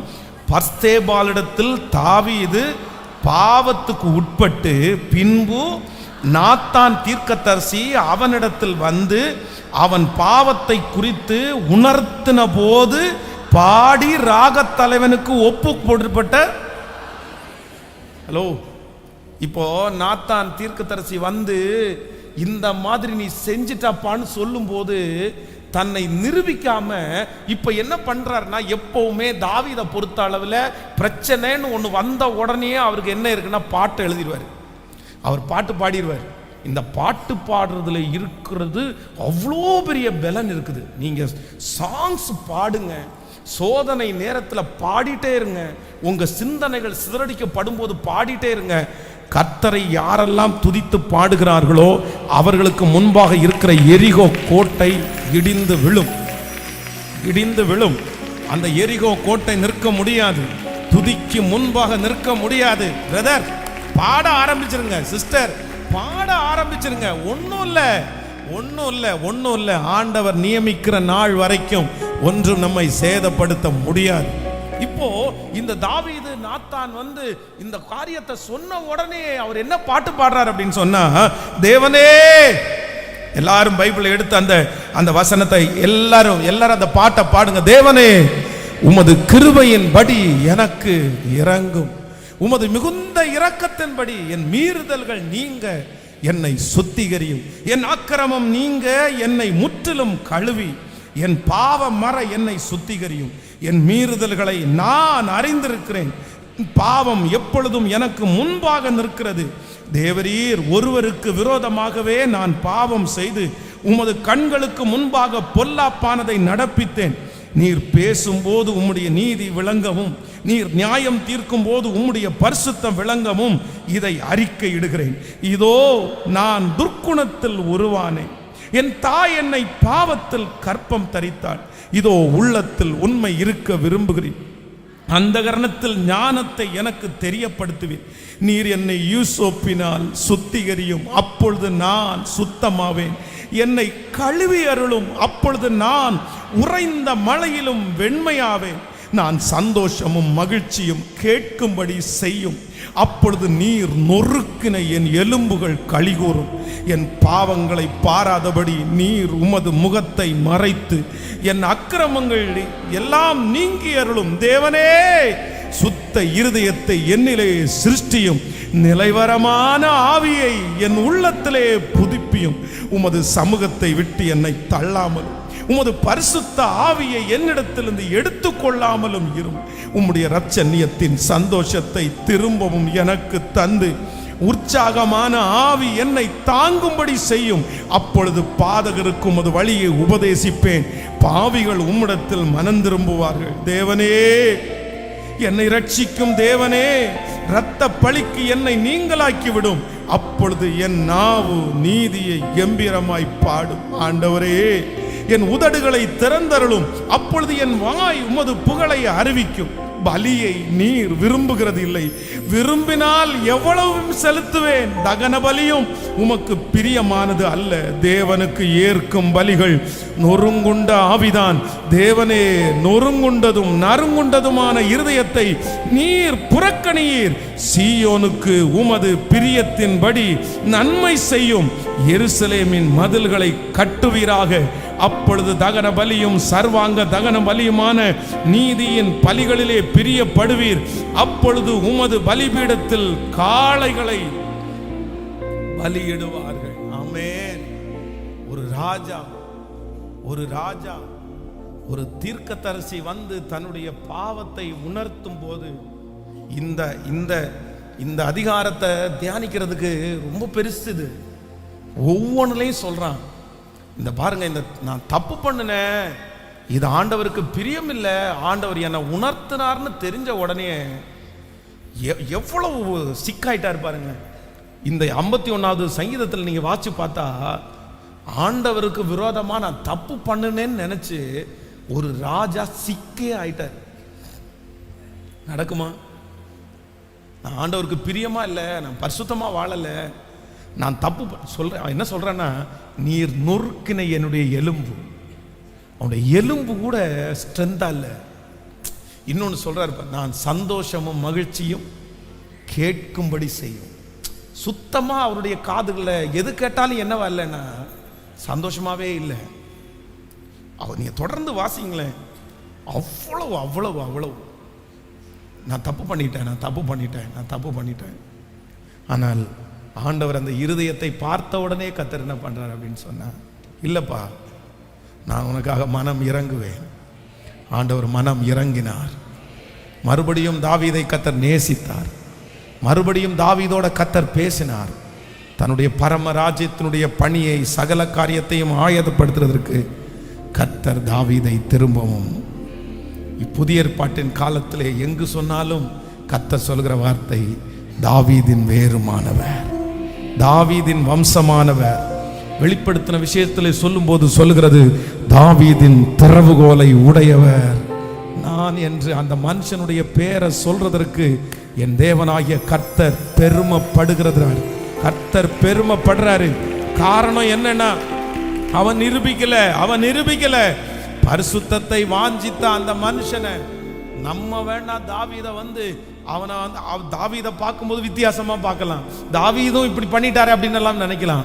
ஆனா ஆண்டவர் மன்னிச்சதற்கு பிறகு அவனுடைய வம்சத்திலிருந்து நான் வந்தேன்னு சொல்றதே பெருமைப்படுகிற கர்த்தர் அவர். ஹல்லேலூயா. பிரதர், உங்களை மன்னிச்சிட்டார்னா போதும். பிரதர், சிஸ்டர், உங்களை மன்னிச்சிட்டார்னா போதும் சிஸ்டர். பட் அந்த மன்னிப்பை வாங்குறதற்கு, அந்த இரக்கத்தை வாங்குறதற்கு நீங்க பாடுபடுங்க. உங்க குற்றங்களை யாராவது ஒருத்தர் தெரிஞ்சிட்டு அவங்களுக்கு முன்னாடி எவ்வளவு மன்னிப்பு கேட்டாலும் அவங்க மனசுல இருந்து அந்த கரையை மாற்றவே முடியாது. திரும்ப அந்த பொசிஷன்ல உங்களுக்கு வைக்கிறதுக்கு அவங்க ரொம்ப யோசிப்பாங்க. திரும்ப அந்த இடத்த நீங்க பிடிக்கவே முடியாது. ஆனா ஆண்டவர் மட்டும் அப்படி கிடையவே கிடையாது. அவருடைய இரக்கத்தை மட்டும் நீங்க சம்பாதிச்சிட்டீங்கன்னா, முன்னாடி கர்த்தர் உங்களை எவ்வளவு நேசிக்கிறாரோ அதே நேசத்துல ஒரு இன்ச்சு கூட கர்த்தர் மாற்ற மாட்டார். ஒரு % கூட கர்த்தர் மாற மாட்டார். அவர் நீதி உள்ள நியாயாதிபதி. அவர் உண்மையுள்ளவர். கைகளை எல்லாரும் மேல உயர்த்தி சொல்லுங்க, ஏசப்பாவை பார்த்து நீ நல்லவர் ஆண்டவரே. மாபாவியா என்னை நினைக்க மன்னான எம்மாத்திரமையா சொல்லுவோம். மாபாவியா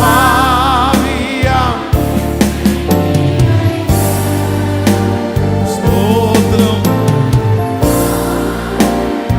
எம்மாத்திரமையா தேவதூதரிலும்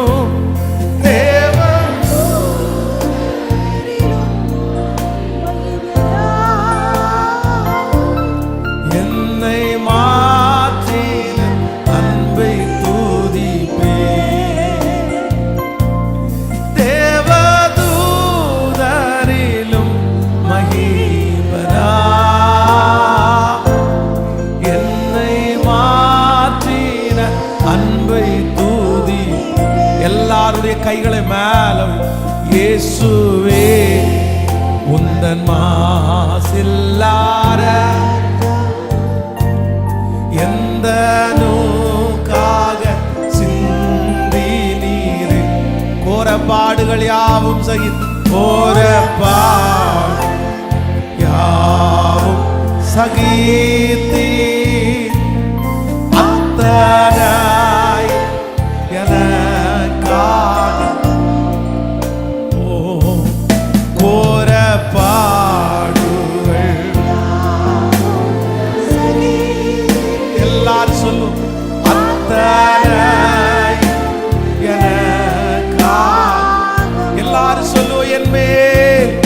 என்மேல் பாராட்டின உமதன்பு கீழாய் நான் செய்திடுவேன்.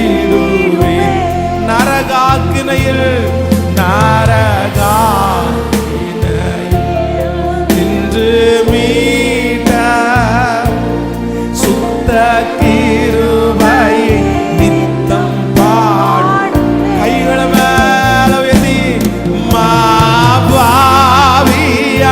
என்னை நினைக்க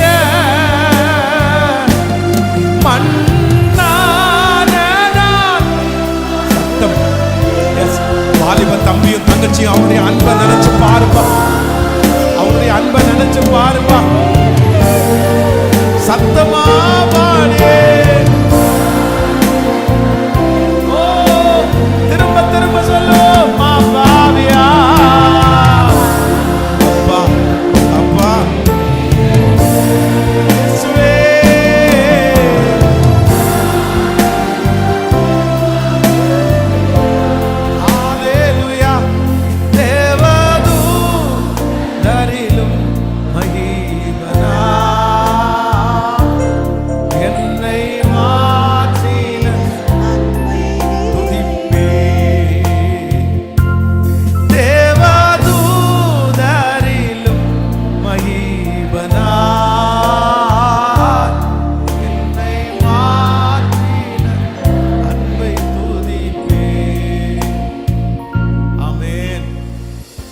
தேடி வந்தான், அவரிடத்துல மன்னிப்புன்னு வந்தான்.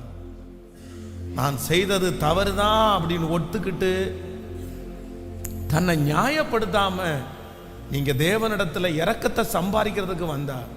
வேதம் சொல்லுது, லூக்கா எழுதின சுவிசேஷம் 15ஆம் அதிகாரத்தில் நீங்க வாசிக்கும் போது, இளையகுமாரன் தன் தகப்பனாரை விட்டு எல்லாவற்றையும் வாங்கிட்டு போயிட்டான்.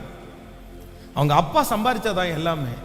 ஆனா அப்பாவுக்கு 2 பிள்ளைங்க, 2 பேருக்கும் எனக்குள்ளதை எனக்கு கொடுங்க, நீங்க எனக்குள்ளது என்னைக்குனாலும் எனக்கு கொடுக்க போறீங்கல்ல, எனக்கு தாங்க அப்படின்னு சொல்லி வலுக்கட்டாயமா தன்னுடைய தகப்பனை வற்புறுத்தி தன்னுடைய பங்கை வாங்கிட்டு போனான்.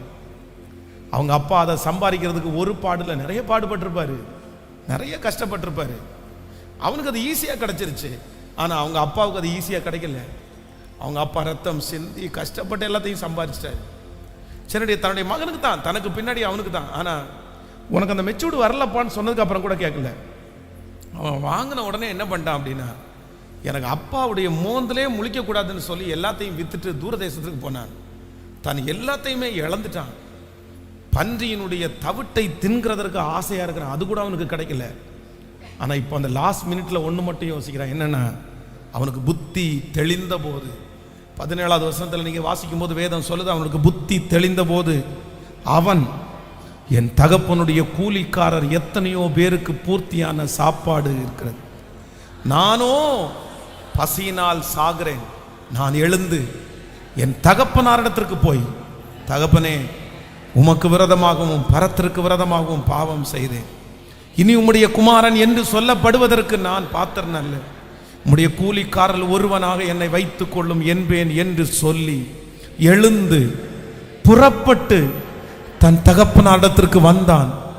அவன் தூரத்தில் வரும்போதே அவனுடைய தகப்பன் அவனை கண்டு மனது உருகி ஓடி அவன் கழுத்தை கட்டி கொண்டு அவனை முத்தம் செய்து தன் குமாரனை நோக்கி, தகப்பனே பரத்திற்கு விரோதமாகவும் உமக்கு விரோதமாகவும் நான் பாவம் செய்தேன், இனி உம்முடைய குமாரன் என்று சொல்லப்படுவதற்கு நான் பாத்திரன் அல்ல என்று சொன்னான். அப்பொழுது தகப்பன் அதை குறித்து ஒன்று யோசிக்காமல் தன் ஊழியக்காரனை நோக்கி, நீங்கள் உயர்ந்த வஸ்திரத்தை கொண்டு வந்து இவனுக்கு உடுத்தி இவன் கைகளுக்கு மோதிரத்தையும் கால்களுக்கு பாதரட்சியும் போடுங்கள், கொளுத்த கன்றை கொண்டு வந்து அடியுங்கள், நாம் புதித்து சந்தோஷமா இருப்போம், என் குமாரனாகிய இவன் மரித்தான் திரும்பவும் உயிர்த்தான், காணாமல் போனான் திரும்பவும் காணப்பட்டான் என்றான். அப்படியே அவர்கள், பிரதர் சிஸ்டர், நீங்க திரும்பி வந்தீங்கன்னா இயேசு இவ்வளவு சந்தோஷப்படுவார். வாலிப தம்பி தங்கச்சி, நீ அந்த தப்பை விட்டுட்டனா, நீ அந்த பாவத்தை விட்டுட்டனா, கர்த்தர் இவ்வளவு சந்தோஷப்படுவார்.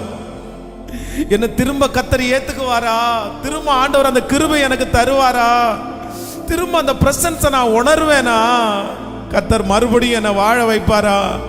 ஆனா வேதம் சொல்லுது, நீ தன்னை நிரூபிக்காம என் மேல இரக்கமா இருங்க ஆண்டவரேன்னு நீங்கள் கேட்பீர்களே. ஆனால் கர்த்தர் சொல்லுகிறார், அவர் தூரத்துல தன்னுடைய மகனை தூரத்துல கண்டு அவன் மேல மனது உருகி அவர் தூரத்துல கண்டாராமா. அப்படின்னா நீ எப்ப வருவேன்னு ஏசப்பா பார்த்துட்டே இருக்காருப்பா. நீ எப்ப வருவேன்னு ஏசப்பா பார்த்துட்டே இருக்காரு. சிஸ்டர், நீங்க எப்ப வருவீங்கன்னு பார்த்துட்டே இருக்காரு. பிரதர், நீங்க எப்ப வருவீங்கன்னு பார்த்துட்டு இருக்காரு. அதை விட்டுரு, நீ வரணும். உங்களை எத்தனை பேர் எதிர்பார்க்கிறாங்களோ இல்லையோ, ஏசப்பா உங்களை எதிர்பார்த்துட்டே இருக்கிறாரு. 10 வருஷத்துக்கு முன்னாடி உங்களோட ரொம்ப நெருக்கமா பேசிட்டு இருந்த நிறைய பேர் இன்னைக்கு உங்களோட பேசலைன்னா கூட அவங்களுக்கு பெரிய விஷயம் இல்லை. அவங்க இன்னொருத்தர்கிட்ட பேசிட்டு அவங்க உங்களை மறந்துட்டாங்க. ஆனா 10 வருஷத்துக்கு முன்னாடி உங்களோட உறவாடினவர், உங்களை பரிசுத்தமாய் நடத்தின கர்த்தர், இன்னைக்கு நீ திரும்பி வருவேன்னு சொல்லி உன் மேல கர்த்தர் வச்சிருக்கிற பாசத்தை எடுக்கவில்லை. நீ ஆதியிலே கொண்டிருந்த அந்த அன்பை கர்த்தர் திரும்ப உன்னிடத்துல கர்த்தர் கேட்கிறாரு. உன் இளம் வயதின் பக்தியையும் நீ வாழ்க்கைப்பட்டு இருக்கும் போது உன்னுடைய நேசத்தையும் நான் அறிந்திருக்கிறேன். மகளே, நீ முன்னாடி நேசித்த அந்த நேசத்தை நான் எதிர்பார்க்கிறேன்னு கர்த்தர் சொல்றார். தூரத்துல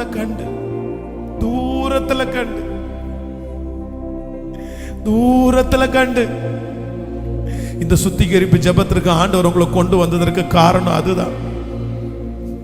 சில சோதனைகளை ஆண்டவர் கொடுக்கிறதுக்கு காரணம் அதுதான். நீ விழுந்து போனேன்னா சந்தோஷப்படுறதுக்கு நிறைய பேர் காத்து கிடக்குறாங்க. கை கொட்டி சிரிக்கிறதுக்கு நிறைய பேர் காத்து கிடக்குறாங்க. இவன் கதையை முடிச்சிடணும்னு நினைக்கிறதுக்கு நிறைய பேர் கங்கணம் கட்டிட்டு நிக்கிறாங்க. நீ மட்டும் விழுந்து போனேன்னா, நீ மட்டும் பாவம் செஞ்சேன்னு தெரிஞ்சுக்கிட்டான் உன்னை குழியில போட்டு மூடுறதுக்கு நிறைய பேரு காத்து கிடக்குறாங்க. கானான மாதிரி சிலருக்கு அப்பாவுடைய நிர்வாணத்தை காமிச்சிடலான்னு தோணும் போது உன்னுடைய நிர்வாணத்தை மறைக்கிறதற்கு ஒருத்தர் விரும்புகிறார். உன் பாவத்தை மறைக்கிறதற்கு ஒருத்தர் விரும்புகிறார். அவர் மட்டும் உன் மேல பாசமா இருந்து, இல்ல என் பிள்ளை மட்டும் திரும்பி வந்தா அதை எதிர்பார்க்கிறார். நீங்க திரும்பி வரணும்னு இயேசு எதிர்பார்க்கிறார். வாலிப தம்பி, நீ திரும்பி வரணும்னு இயேசு எதிர்பார்க்கிற. வாலிப தங்கச்சி, நீ திரும்பி வரணும்னு இயேசு எதிர்பார்க்கிறாரு. நீ திரும்பி வா, அந்த இடத்தை விட்டு வா. நீ திரும்பி வரணும்னு யாருமே எதிர்பார்க்கல. நீ திரும்பி வர மாட்டேன்னு எல்லாருமே நினைக்கிறாங்க. நீ திரும்பி இனி வர முடியாதுன்னு நீ நினைக்கிற. ஆனா இன்றைக்கு இந்த ஜெபத்துல கலந்துக்கும் போது கர்த்தர் மட்டும் உன்னை பார்த்து சொல்றாரு, நீ திரும்பி வருவேன்னு யாருக்கு எதிர்பார்ப்பு இருக்கோ இல்லையோ, நான் நீ திரும்பி வருவேன்னு காத்துட்டு இருக்கிறேன். நான் காத்துட்டு இருக்கிறேன். கர்த்தர் காத்துட்டு இருக்கிறாரு. சத்தத்தை உயர்த்தி, கைகளை உயர்த்தி நான் வர்றேன்னு சொல்லுங்க முழு பலத்தோடு. பத்தாது, சத்தத்தை உயர்த்தி திரும்பி வர்ற ஆண்டவரே, திரும்பி வர்ற ஆண்டவரே. மீண்டும் பாவியானாலும் நான் திரும்பி வர்ற ஆண்டவரே. சத்தமா சத்தமா. எஸ், எந்த இடத்துல அழுகை இருக்கிறதோ அந்த இடத்துல தேவனுடைய ஆசீர்வாதம் இருக்கிறது. எந்த இடத்துல அர்ப்பணிப்பு இருக்கிறதோ அந்த இடத்துல கர்த்தருடைய மன்னிப்பு இருக்கிறது. எந்த இடத்துல விட்டு கொடுக்கிறோமோ அந்த இடத்துல இயேசு வர்றாரு. பத்தாது பிரதர், 15 வருஷத்துக்கு முன்னாடி உங்களை சந்திச்ச இயேசு இன்னைக்கு உங்களை சந்திக்கிறாரு. 25 ஆண்டுகளுக்கு முன்பாக அழுது ஜெபம் பண்ணும் போது ஒரு பிரசன்னத்தை கர்த்தர் அனுப்பினாரே, அந்த இயேசு இன்னைக்கு உன்னை தேடி வந்திருக்கிறாரு. Yes yes praise. உங்களை முன்குறிச்சது இன்னைக்கு இல்ல, உங்களை அழைச்சது இன்னைக்கு இல்ல. கர்த்தர் சொல்றார், நீ தாயின் கருவில் உருவாகும் முன்னே நான் உன்னை தெரிஞ்சுக்கிட்டேன். கையை உயர்த்தி ஏசப்பட்ட இல்ல, நான் வருவேன். அவர் உங்களை எதிர்பார்க்கிறார். அதுதான் அதான் அதான் கர்த்தர் உங்களை பயில் காட்டி அதனால தான் அழைச்சாரு. அதுக்காக தான் கர்த்தர் உங்களை பயில் காட்டி அழைச்சாரு. அதுக்காக தான் இந்த தண்டனை, அதுக்காக தான் இந்த சிறையிருப்பு, அதுக்காக தான் இந்த பிரச்சனை, அதுக்காக தான் இந்த வியாதி, அதுக்காக தான் இந்த நஷ்டம், அதுக்காக தான் இந்த மன கஷ்டம். ஆனா நீங்க திரும்பி வந்து அப்பான்னு வந்துட்டீங்கன்னா இயேசு சொல்றாரு, இல்ல தூரத்துல வரும்போதே என் மேல நினைவா இருக்கிறவ. வாலிப தம்பியை கர்த்தர் எதிர்பார்க்கிற. மகனே, உன்னை எதிர்பார்க்கிறார். உன்னை விழி மேல விழி வச்சு கர்த்தர் எதிர்பார்க்கிறார். உன்னை கர்த்தர் பார்த்துட்டே இருக்கிறார். நீ எப்ப வருவ, நீ எப்ப வருவ, நீ எப்ப வருவ. டிசம்பர் மாதம் வரைக்கும், நவம்பர் மாதம் வரைக்கும் நீ ஸ்கிப் பண்ணிட்டே இருக்கலாம். உன்னுடைய 18 வயசு வரைக்கும் நீங்க ஸ்கிப் பண்ணிட்டே இருக்கலாம், ஸ்கிப் பண்ணிட்டே இருக்கலாம். ஆனா ஆண்டவர் இன்னைக்கு வரைக்கும் உங்ககிட்ட இல்லை, நீ வேணும், நீ எனக்கு வேணும், நீ எனக்கு வரணும்னு சொல்லிட்டே இருக்கிறாரு. நான் வர ஆண்டவரே, நான் வரேன். உன் வீட்டினில் ஒரு மூலையில் இடம் தந்தால் போதும்.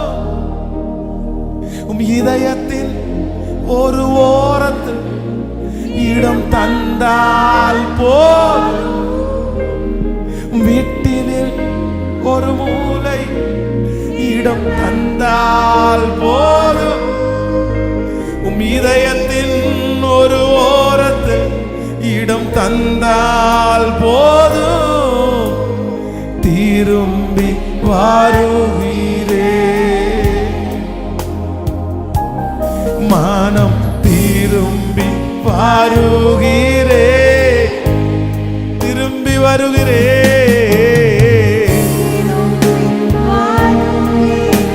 சத்தமா எல்லாரும் பாடுறவங்க பாடுங்க, ஜெபம் பண்றவங்க ஜெபம் பண்ணுங்க. முழங்கால் படிக்கிற முடிஞ்சவங்க முழங்கால் படி, எழுப்பி நிக்கிறவங்க எழுப்பி நின்னுக்குங்க. எப்படியாவது கர்த்தர் சமூகத்துல திரும்பி வர. என்ன நான் நியாயப்படுத்தல, என்ன நியாயப்படுத்தல. நான் செஞ்சது தப்பு தான் ஆண்டவரே, நான் செஞ்சது தவறு தான் ஆண்டவரே. சூழ்நிலையை நான் காரணம் காட்டல, நான் வேலையை காரணம் காட்டல, என் பிரச்சனையை நான் காரணம் காட்டல. மிஸ்டேக் என் மேலதான் ஆண்டவரே. சொல்லுவோம், திரும்பி வருகிறேன், திரும்பி வருகிறேன். மீண்டும் பாவியா சமூகத்தில் வந்துள்ளே, மீண்டும் சிலுவை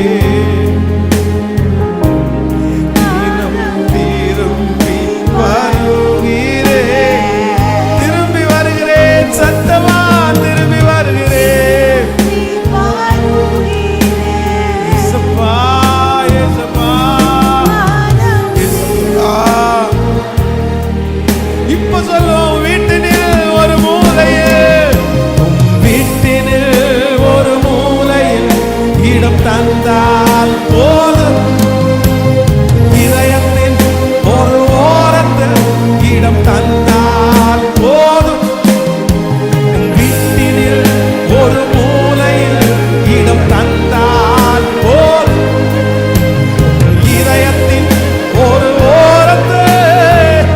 இத ஒரு ஜெபமா சொல்லுங்க பார்க்கலாம். உங்க வீட்டில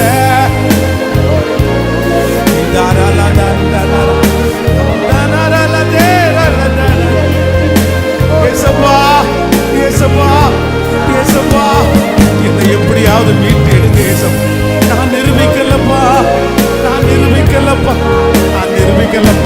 தப்பு என் மேலதான்ப்பா. நான் சொல்லியிருக்கலாம் இல்லப்பா, நான் வேண்டான்னு சொல்லியிருக்கலாம் இல்லப்பா, நான் தடுத்து நிறுத்தி இருக்கலாம் இல்லப்பா, நான் அப்படி செய்யல அப்பா.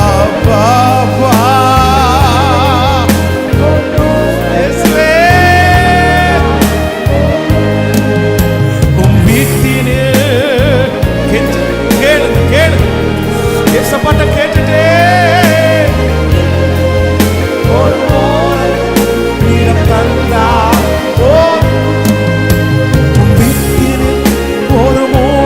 ஜெபிக்கிறவங்க ஜெபிங்க, ஒப்பு கொடுக்கிறவங்க ஒப்பு.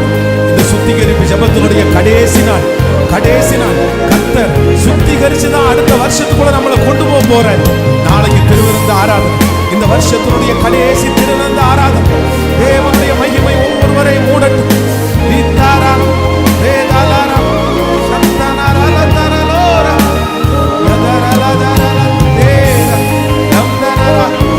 சத்தம் ஜெபிக்கிறவங்க ஜெபி, ஏசப்பான்னு கூப்பிடுறவங்க பாடுறவங்க பாடு.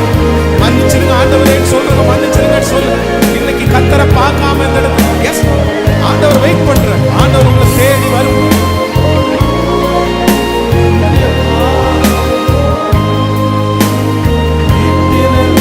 ஒரு மூலை இடம் தந்தால் போதும், இதயத்தின் ஒரு ஓரத்தில் இடம் தந்தால் போதும்,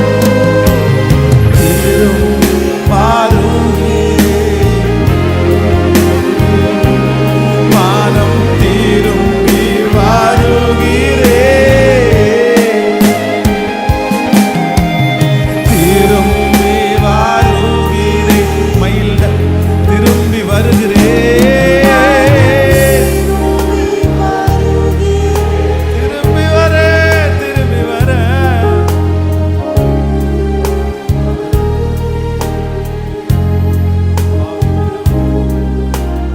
அப்பாவி இல்லாதார பஞ்சமில்லை, நானோ பசியால் வாடுகின்றேன். அப்பாவி இல்லாதார பஞ்சமில்லை, என் வாழ்க்கையே இப்படிதான் பசியால்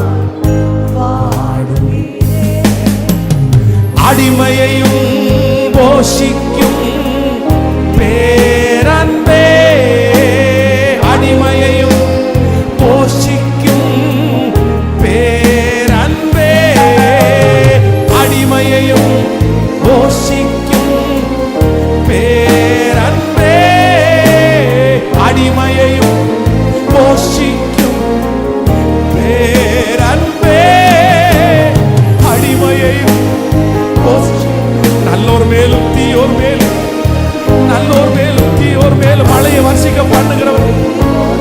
அப்பா அப்பா துன்மார்க்கனையே, ஆண்டவரே பாவியே மனம் திரும்புவதற்கு அழைக்கிறோம். என் மேல அன்பு செலுத்த மாட்டீர். அந்நியனுக்கே இறங்குற கர்த்தர் உன் பிள்ளை சொந்த பிள்ளையாக எனக்கு இறங்க மாட்டீர. நினைச்சிருங்கப்பா, உமக்காக ஏதாவது ஒண்ணு செஞ்சதை நினைச்சிருங்க. உங்களுக்காக எதையாவது ஒண்ணு செஞ்சதை நினைச்சிருங்கன்னு சொல்றது கூட தகுதி இல்லப்பா. அப்பா அப்பா அப்பா அப்பா அப்பா, நன்றி அப்பா, நன்றி அப்பா. ஓ அடிமையையும் போஷிக்கும் மாண்பே,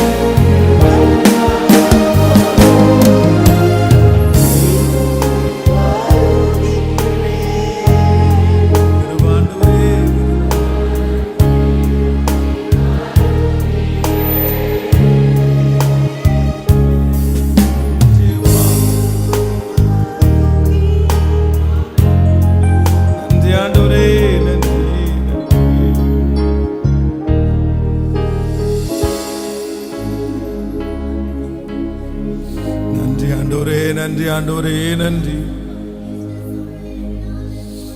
நன்றி ஆண்டவரே, நன்றி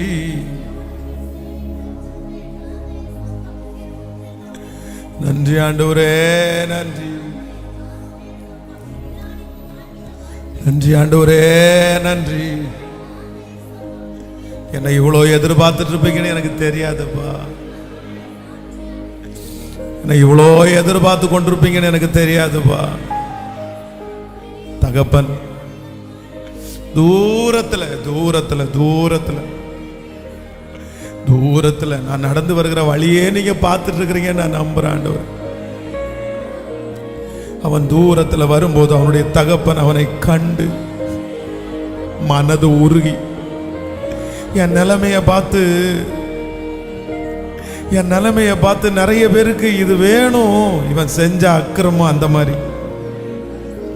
இவன் செஞ்ச தப்பு அந்த மாதிரின்னு சொல்லி நிறைய பேர் என் மேல காழ்ப்புணர்ச்சியை ஊற்றும் போது என் மேல மனதுருகிற ஒரே ஒருத்தர் நீங்க தானே அப்பா.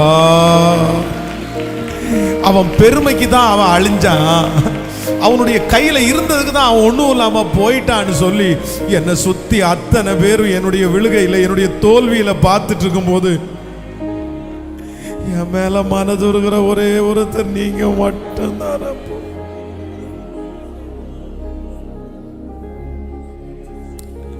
என் மேல மனதுருகிற ஒரே ஒருத்தர் நீங்க மட்டும்தானே அப்பா.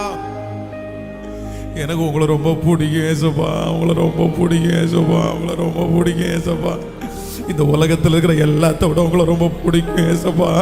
எனக்கு உங்களோட இருக்கிறது மட்டும்தான்ப்பா எனக்கு சந்தோஷம். நான் பண்ற தப்பில் எனக்கு சந்தோஷமே இல்லப்பா, இல்லப்பா.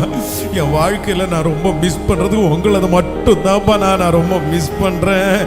உங்களை நுண்ணிச்சு மட்டும்தான்ப்பா நான் நேசிக்கிறேன். ஆமாப்பா, ஆமாப்பா.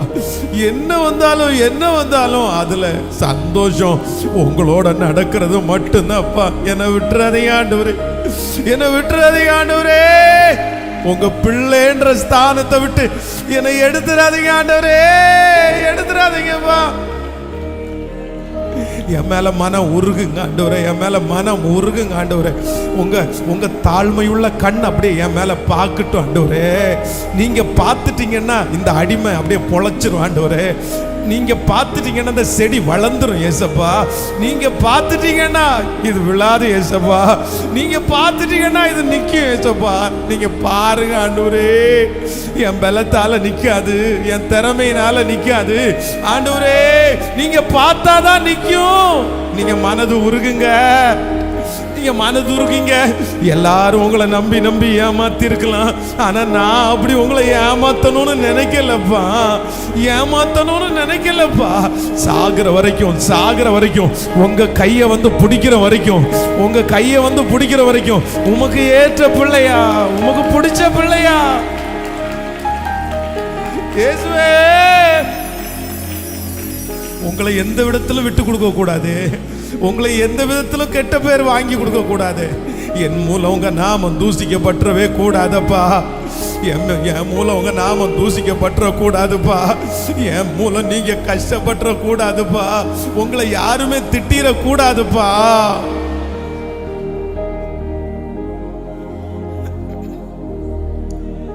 நன்றி ஆண்டவரே, நன்றி நன்றி நன்றி. தூரத்தில் கண்டு மனதுருகி ஓடி அவன் கழுத்தை கட்டி கொண்டு அவனை முத்தம் செய்.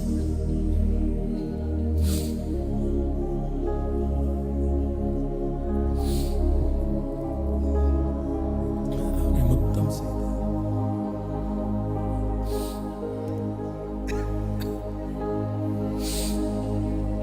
Jesus, Jesus, Jesus, Jesus. வரேன் உங்க கூட வரேன், உங்க பக்கத்திலேயே வரேன், உங்களோட நடப்பேன், உங்களோட பேசுவேன், உங்களோட என் மனசு சஞ்சரிக்கும். நீ திரும்ப என் கூட பேசுவீங்க, திரும்ப என் தோள் மேல கையை போட்டு என் கூட நடப்பீங்க. நீங்க என் பக்கத்துல இருக்கிறத நான் உணருவேன். நீங்க என் கரம் பிடிச்சிருக்கிறத நான் உணருவேன். நீ என் கரத்தை பிடிச்சிருக்கிறத நான் உணருவேன் ஆண்டவரே.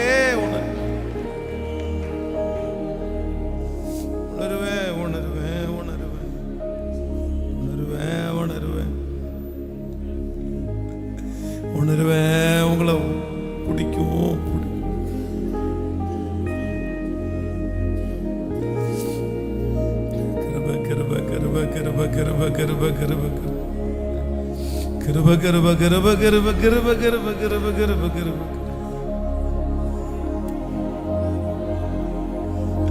இயேசுவே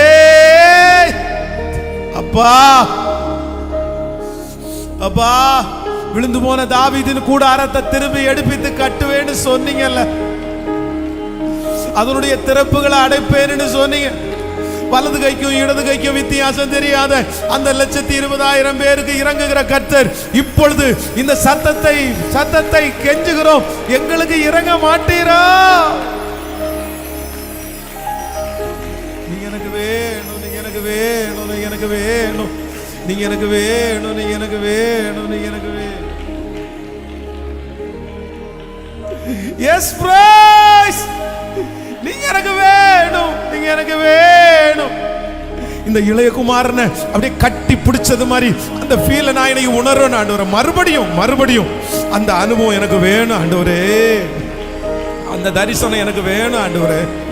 அந்த ஊழியம் எனக்கு வேணும் ஆண்டவரே. நீங்க அந்த மாதிரி எனக்கு பேசணும் ஆண்டவரே.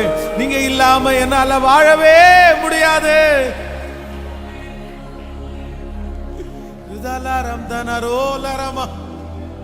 எஸ் எஸ், உங்க சத்தத்தை அடக்கி கொள்ள வேண்டாம். வெண்கல சத்தம் போல உங்க சத்தத்தை உயர்த்திருங்க.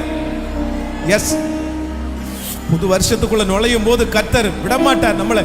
ஒரு மகிமையை பார்ப்போம்.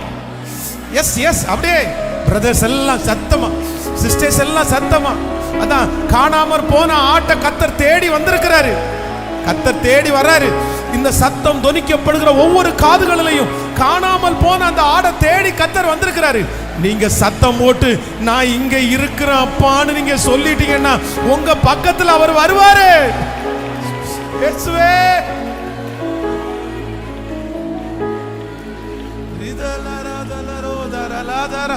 S yes praise. இந்த எழுப்புதல் அழுகைக்கு பின்பாக ஒரு பெரிய எழுப்புதல் இருக்கிறது. கண்ணீருக்கு பின்பாக ஒரு பெரிய எழுப்புதல் இருக்குது. அர்ப்பணிப்புக்கு பின்பாக ஒரு எழுப்புதல் இருக்குது. மனம் திரும்புதலுக்கு பிற்பாடு ஒரு பெரிய எழுப்புதல் இருக்குது. ஒப்பு கொடுத்தலுக்கு பிற்பாடு ஒரு பெரிய எழுப்புதல் இருக்குது. அந்த எழுப்புதலுக்கான விதைய கர்த்தர் இப்ப போட்டுட்டு இருக்கிறாரு. சபையில போட்டுட்டு இருக்கிறாரு, திருச்சபையில போட்டுட்டு இருக்கிறாரு. அந்த எழுப்புதலுக்கான விதை ஆரம்பிச்சிருச்சு. இல்ல இல்ல இல்ல, நீங்க என்ன விடக்கூடாது, நீங்க என்ன விடக்கூடாது, நீங்க என்ன விட்டுறக்கூடாதுப்பா. ஸ்தோத்திரம் ஸ்தோத்திரம் ஸ்தோத்திரம் ஸ்தோத்திரம் ஸ்தோத்திரம்.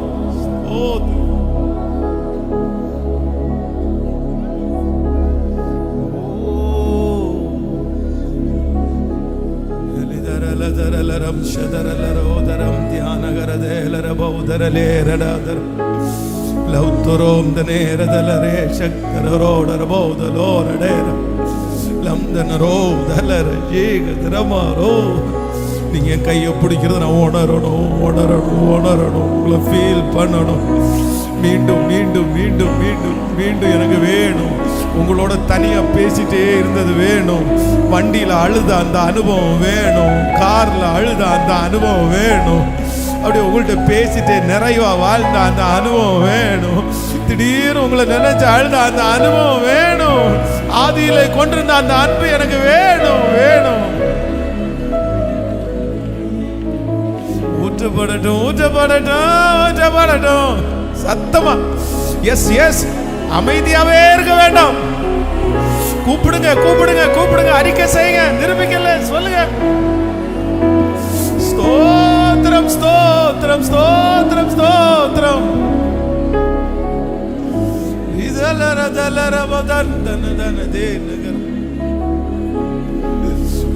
நன்றி ஆண்டவரே, நன்றி நன்றி நன்றி நன்றி நன்றி அப்பா, நன்றி அப்பா, நன்றி அப்பா, நன்றி அப்பா.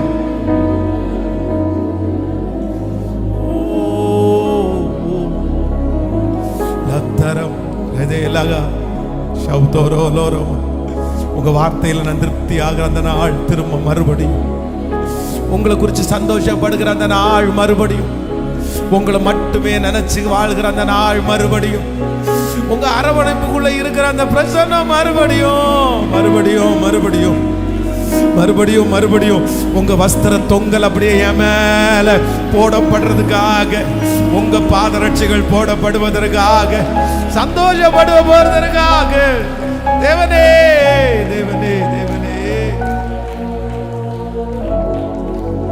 தேவனே தேவனே தேவனே தேவனே தேவனே தேவனே தேவனே நீங்க இல்லாம என்னால வாழவே முடியாது. உங்க நினைவில்லாம ஒரு நொடிக்கும் இருக்கவே முடியாது என்னால. எல்லாரும் அப்படியே எழுப்பி நின்று நீங்க இல்லாம என்னால் வாழவே முடியாது. உங்க நினைவில்லாம் ஒரு நொடி கூட இருக்கவே முடியாது என்னால, இருக்கவே முடியாது. நீங்க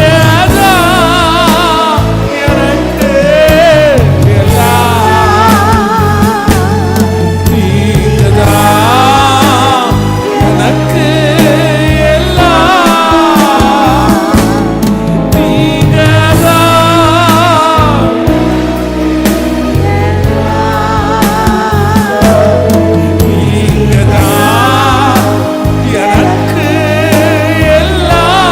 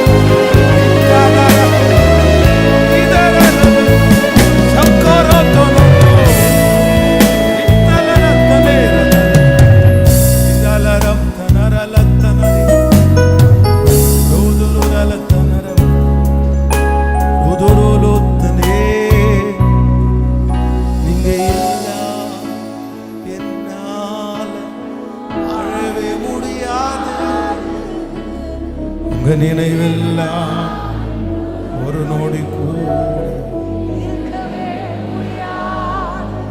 என்னால இருக்கவே முடியாது. நீங்க இல்லாம இல்லாம இல்லாம இல்லாம. Thank you Jesus, thank you Jesus, thank you Jesus. Thank you Jesus, thank you Jesus, thank you Jesus, thank you Jesus. Thank you Jesus. Thank you Jesus. Thank you Jesus. Hallelujah, hallelujah. ஜெயம் கொடுக்கிற இயேசு நம்மோடு கூட இருக்கிறார். ஜெயம் கொடுக்கிற இயேசு என்னோடு கூட இருக்கிறார்.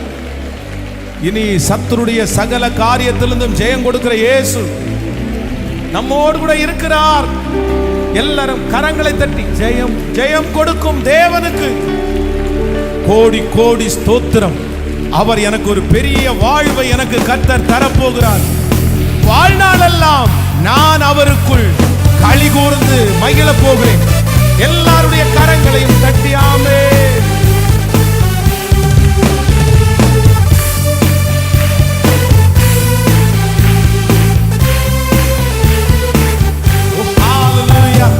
ஜெயம் கொடுக்கும் தேவனுக்கு கோடி கோடி ஸ்தோத்திரம். வாழ்வளிக்கும் இயேசு ராஜாவுக்கு வாழ்நாளெல்லாம் ஸ்தோத்திரம். ஜெயம் கொடுக்கும் தேவனுக்கு கோடி கோடி ஸ்தோத்திரம். வாழ்வளிக்கும் இயேசு ராஜாவுக்கு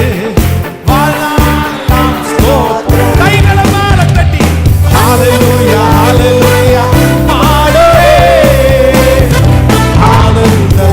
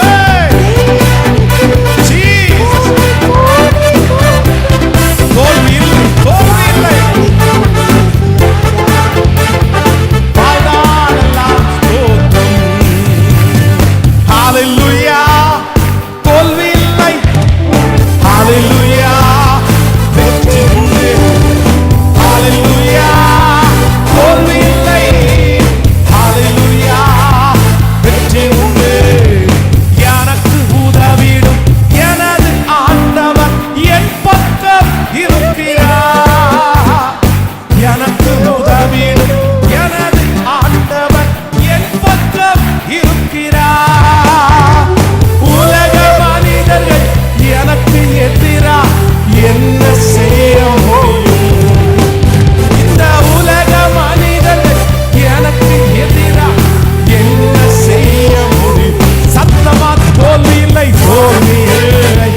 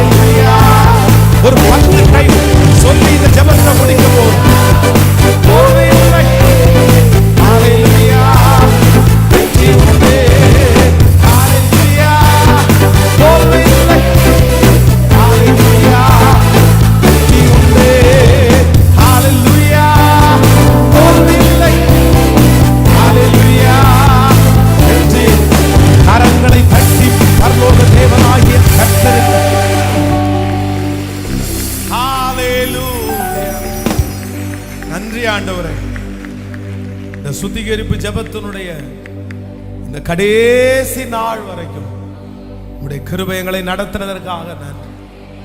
நீர் எங்களோடு பேசினதற்காக நன்றி. ஒரு பெரிய மாற்றத்தை எங்களுக்கு தரப்போகிறதற்காக நன்றி. புதிய வருடத்தை எங்களுக்கு ஆசீர்வாதமாய் மாற்றப் போகிறதற்காக நன்றி. காற்றை காண மாட்டோம், மழையையும் பார்க்க மாட்டோம், ஆனாலும் எங்கள் பள்ளத்தாக்குகள் தண்ணீரால் நிரப்பப்படுகிறதற்காக ஸ்தோத்திரம். ஒவ்வொரு பிள்ளைகளையும் மனதார நான் ஆசீர்வதிக்கிறேன். ஆன்லைன்ல இந்த திருச்சபையில் ஆண்டவரே, இன்னும் ஆன்லைன்ல இந்த 6 நாட்களும் தவறாமல் கலந்து கொண்ட ஆயிரக்கணக்கான பிள்ளைகள் ஆண்டவரே, மறுபடியும் லைவ்ல இல்லைன்னா கூட இந்த வார்த்தையை கேட்டு ஒப்பு கொடுத்த பிள்ளைகள், யாருடைய காதுகளிலெல்லாம் இந்த வார்த்தைகள் துணிக்கப்பட்டதோ அங்கெல்லாம் ஒரு எழுப்புதல், அங்கெல்லாம் ஒரு மனம் திரும்புதல், அங்கெல்லாம் ஒரு வெற்றி நீ தரப்போகிறதற்காக நன்றி. டிசம்பர் மாதம் 25ஆம் தேதி கிறிஸ்துமஸ் அன்றைக்கு 6 மணி நடக்கிற அந்த ஆராதனை கர்த்தர் ஆசீர்வதிப்பீராக. நியூ இயர் சர்வீஸை கர்த்தர் ஆசீர்வதிப்பீராக. பிள்ளைகளுடைய ப்ரோக்ராம்ஸ் எல்லாத்தையும் கர்த்தர் ஆசீர்வதிப்பீராக. நடந்து கொண்டிருக்கிற கிச்சன் வேலை, நடந்து கொண்டிருக்கிற மேலே விரிவாக்க பணிகள், சண்டே ஸ்கூல் வேலை, இது எல்லாத்தையும் கர்த்தர் ரொம்ப அழகாய் நேர்த்தியாய் மாற்றி தருவீராக. நாளை மாலை நடக்கிற அந்த திருவிருந்து ஆராதனையுடைய மகிமை அப்படியே கடந்து வரட்டும் ஆண்டவரே. நீங்க சீடர்களுக்கு திருவிருந்து கொடுக்கும்போது ஒரு பிரசன்னத்தை ஃபீல் பண்ணது மாதிரி, அப்படிப்பட்ட ஒரு பிரசன்னத்தை நாங்கள் அந்த இடத்துல ஃபீல் பண்ணணும்பா.